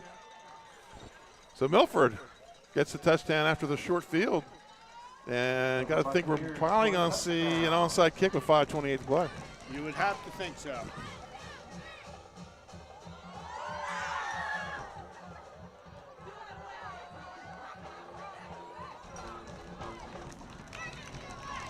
So Hudson with the 1-yard run on the QB sneak. 5:28 to play here. And they cut it to 44-28, going for 2 trips to the near side. And late handoff to Horsey, and I think he's in. He is. Nice play. And off there. So 44-30 is your score with 5:28 to play. We'll be right back after this commercial timeout. Welcome to Surf Bagel. Surf Bagel has served the community in Delaware for over 20 years, providing fresh, hot bagels, breakfast sandwiches, lunch sandwiches, wraps, salads, local coffee and smoothies, and our iconic merch. Welcome to Surf Bagel. We're stoked to serve you. Welcome to Surf Bagel! And welcome back to Greenwood. 44-30 is the score. So, like you said, they've cut it. You said it about 4 minutes ago. There's plenty of time for Milford. There really is. I mean, this is, and again, this is what you get when you got key players, two platoons. Like, when do you rest them? Look like behind it, and they've got their hands team in, Benny. Yeah, I'm thinking onside kick here. We've got all their skill guys up front.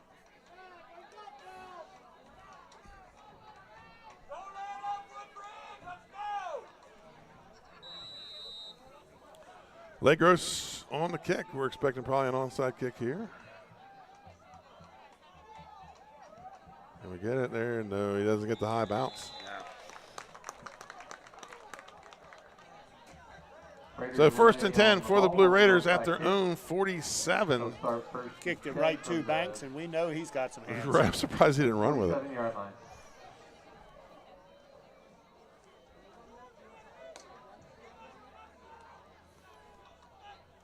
All right, if you're Woodbridge here, you need to get some first down. Yeah. Yeah, both teams, let's see, Milford's got all 3 other timeouts. Woodbridge has 2. Yeah, but Woodbridge defense stepped up last time out. And turnover on downs at midfield. So here we go, 1st and 10. Johnson in the game with Risper next to the quarterback Plummer. Johnson left side. Oh boy. Got some running room. One got it beat. And there's going to be a flag there. It's blocking the back. Yep. Yep. And it's the pink flag. Yes. Ah.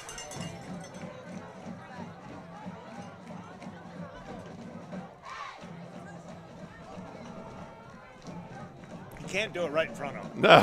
No. There's no argument there. I could, if I had a flag, I would have thrown it on that one. Yeah. And it was right on the borderline if he needed the block or not. Yes. It was right there. Yeah. He did not need the block. Ran off 10 seconds, but didn't need the block. So it brings it back to another 1st and 10. So kind of other than the touchdown coming off, no damage done on the field.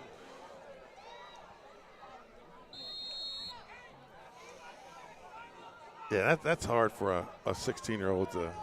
Yeah, no, because in practice when you don't make the block, you're hearing about it. Right. 1st and 9.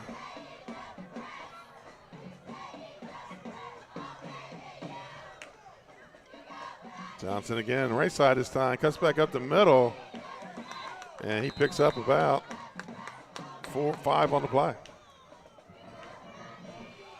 Yeah. Johnson well over 200 yards tonight. Yep. Coach Dooley's like, I just need you to carry it 5 more times. Right. That's all.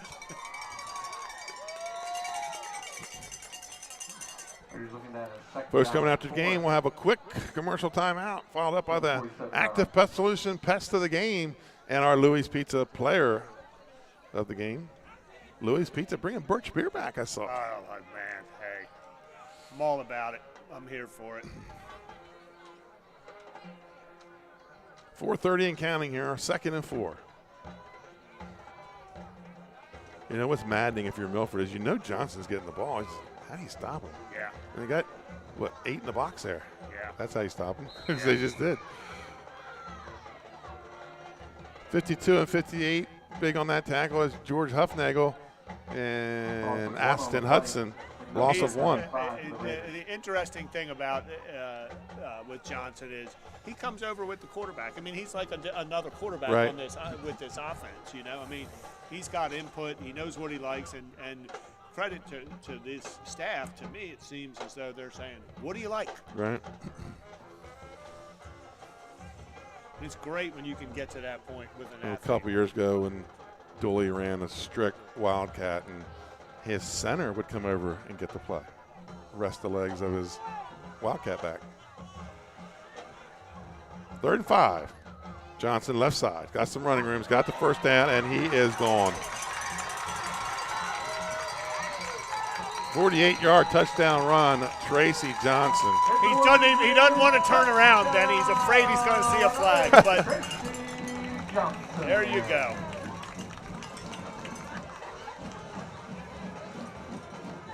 Woodbridge hangs half 100 on the board here.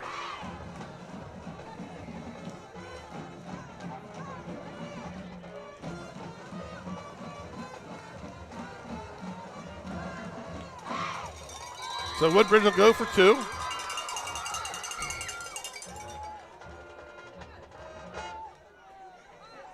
Johnson will probably be Risper's woken up right out of a dead sleep with Charlie Horse tonight. Right. Risper with the extra point. And Woodbridge goes up 52-30. Folks, we'll be right back after this commercial timeout.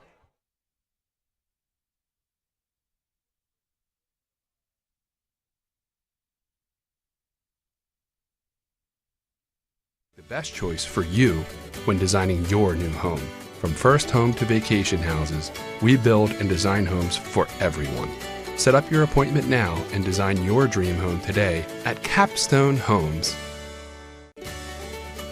Turn your vision into a reality with Capstone Homes Design Center, bringing personalization, luxury, and quality all into one location, where you'll meet with our certified design consultant that'll show you exactly what you're choosing, so you can make the best choice for you when designing your new home.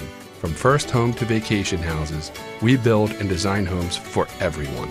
Set up your appointment now and design your dream home today at Capstone Homes. And welcome back. 3:23 to play in the game. Woodbridge with a 52-30 lead.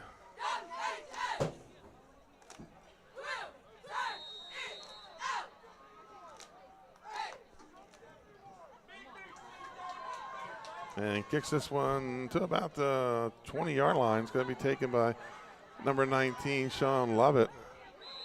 And he's going to get it out to about the 31. Would it be 1st and 10 for the Bucks? We're talking at the during the commercial, Dave. If you got the thoroughbred, ride it. Yeah, no, I mean, I don't know how many carries he has, but we know he's he's at 260 yards for the game.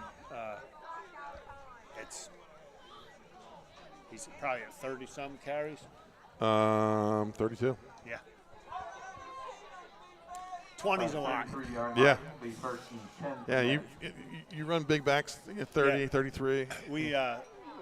But he's a little guy, though. Yeah, when I was coaching and we played Seaford one year, we gave Elijah Worthy the ball 28 times. Right. 1st and 10 for the Bucks. Hudson rolls to the right. He's got. I don't know if he got a hand on it or not, but that was a nice play. Yeah, it was. By number 3, Emmanuel Miles Martin. Nearly intercepted by number 3, Emmanuel Miles Martin. 2nd down and 10. So it'll be 2nd down and 10 after the incomplete pass.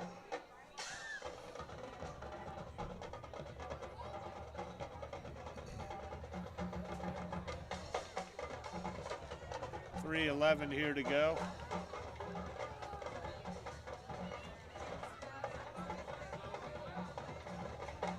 I think guard trap's coming here. Mm-hmm. Yep. There it is. Horsey with some running room. He's going to pick up about 6 or 7.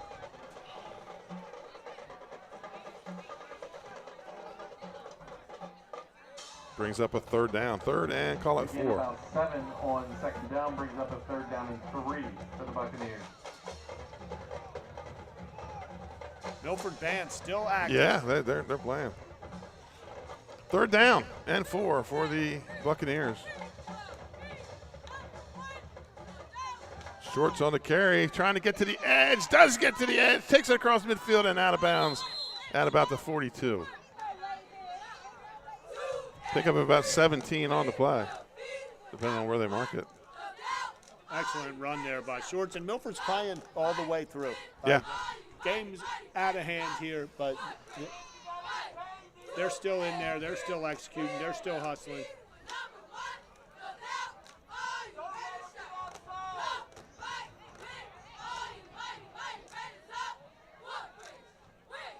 And reverse with number 7, Jamar Alston. He's got some running room, cuts it back inside, and takes it down inside the 30 for a Milford first down.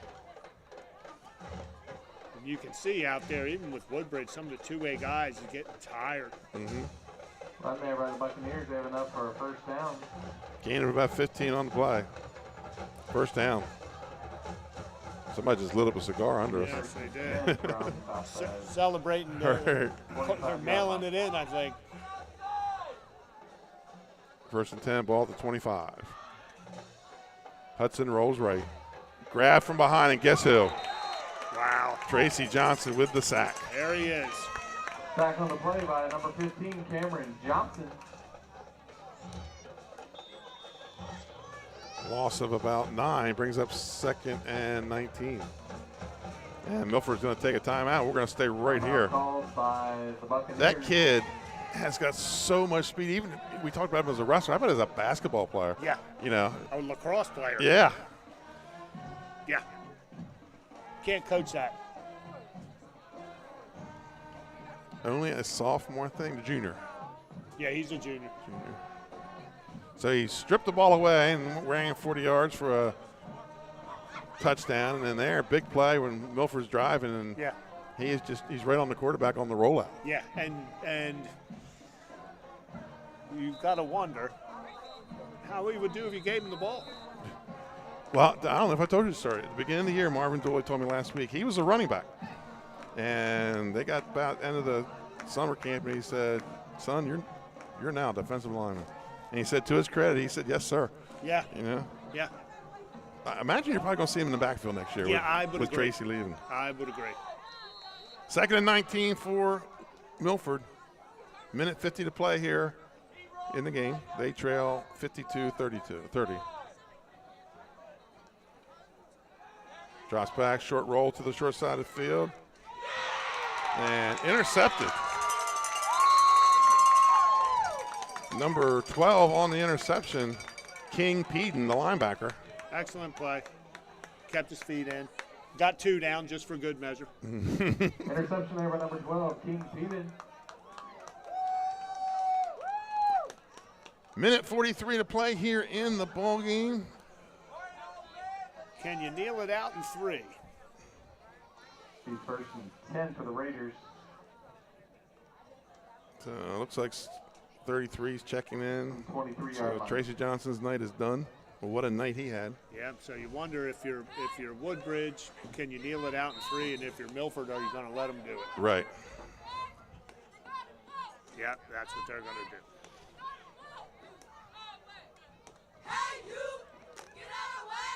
Yeah, there's the first plumber goes under center.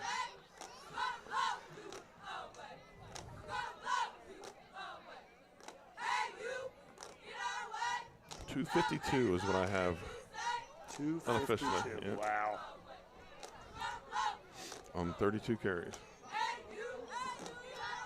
So keeps close to his 8 yards per carry tonight.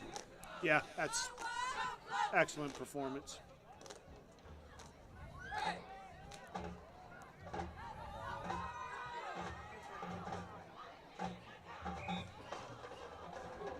You know, interesting thing, they don't allow contact on the kneel down anymore.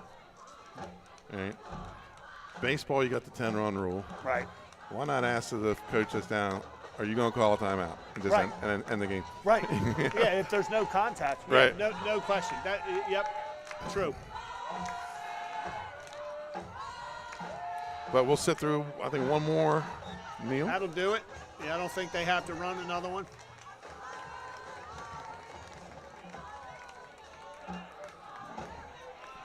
Refs embellished a little bit there on the ball set in between to make that happen.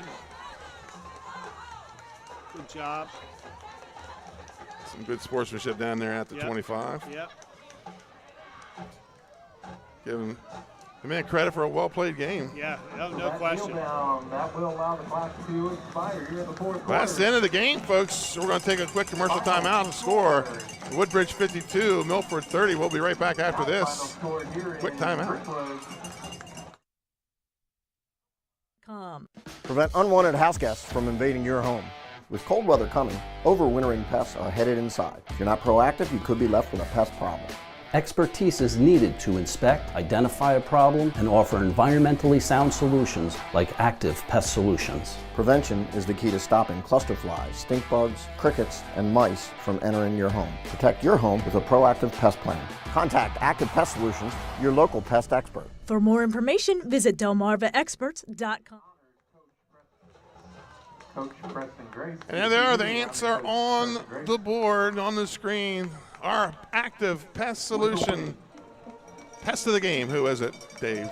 Well, it's number 15, Benny, Cameron Johnson. No doubter. I mean, he's a pest. He's a nightmare to deal with. Yeah, I think if you look up pest in the dictionary tonight, his picture's there probably. He is there. 2 weeks in a row he's played like this. Our Louis Pizza player of the game. Well, folks, it's Johnson & Johnson tonight. It's Tracy Johnson. 32 carries, 252 yards. It's unofficial because I was trying to do multiple things tonight. And 3 touchdowns. That's not unofficial. He had 3 touchdowns tonight. Unofficial. So, and just what an excellent performance. A dominant performance. all right. So let's talk about what's coming up tomorrow night. We're back with some Class AAA District 2 action when the Cape and Logan Vikings at 4-1 make the short trip to the Castle to take on the Sussex Central Golden Knights at 3-2. Sodell pregame show begins at 6:35 with kickoff at 7 o'clock. That's a wrap for tonight's downstate game of the week. For Brandon Hill, Donald Flowers, Dave Frederick, I'm Benny Mitchell. Thank you for watching. Your final score tonight, the Woodbridge Blue Raiders 52, the Milford Buccaneers 30. Have a safe sports-filled weekend from all of us here at Delaware Live, powered by 302 Sports. Good night, Delaware sports fans. We'll see you tomorrow night. Plenty of other things. The things that matter most happen right in our own backyard. Our neighbors, our schools, the places we go, and the people we know. And now there's one news outlet where our story is told. Delaware Live. Locally owned, community-based news. Free to every reader, because Delaware's future belongs to all of us. Quality journalism we can trust to help us take on the day. Delaware Live. Our state, our news, our home. The things that matter most happen right in our own backyard.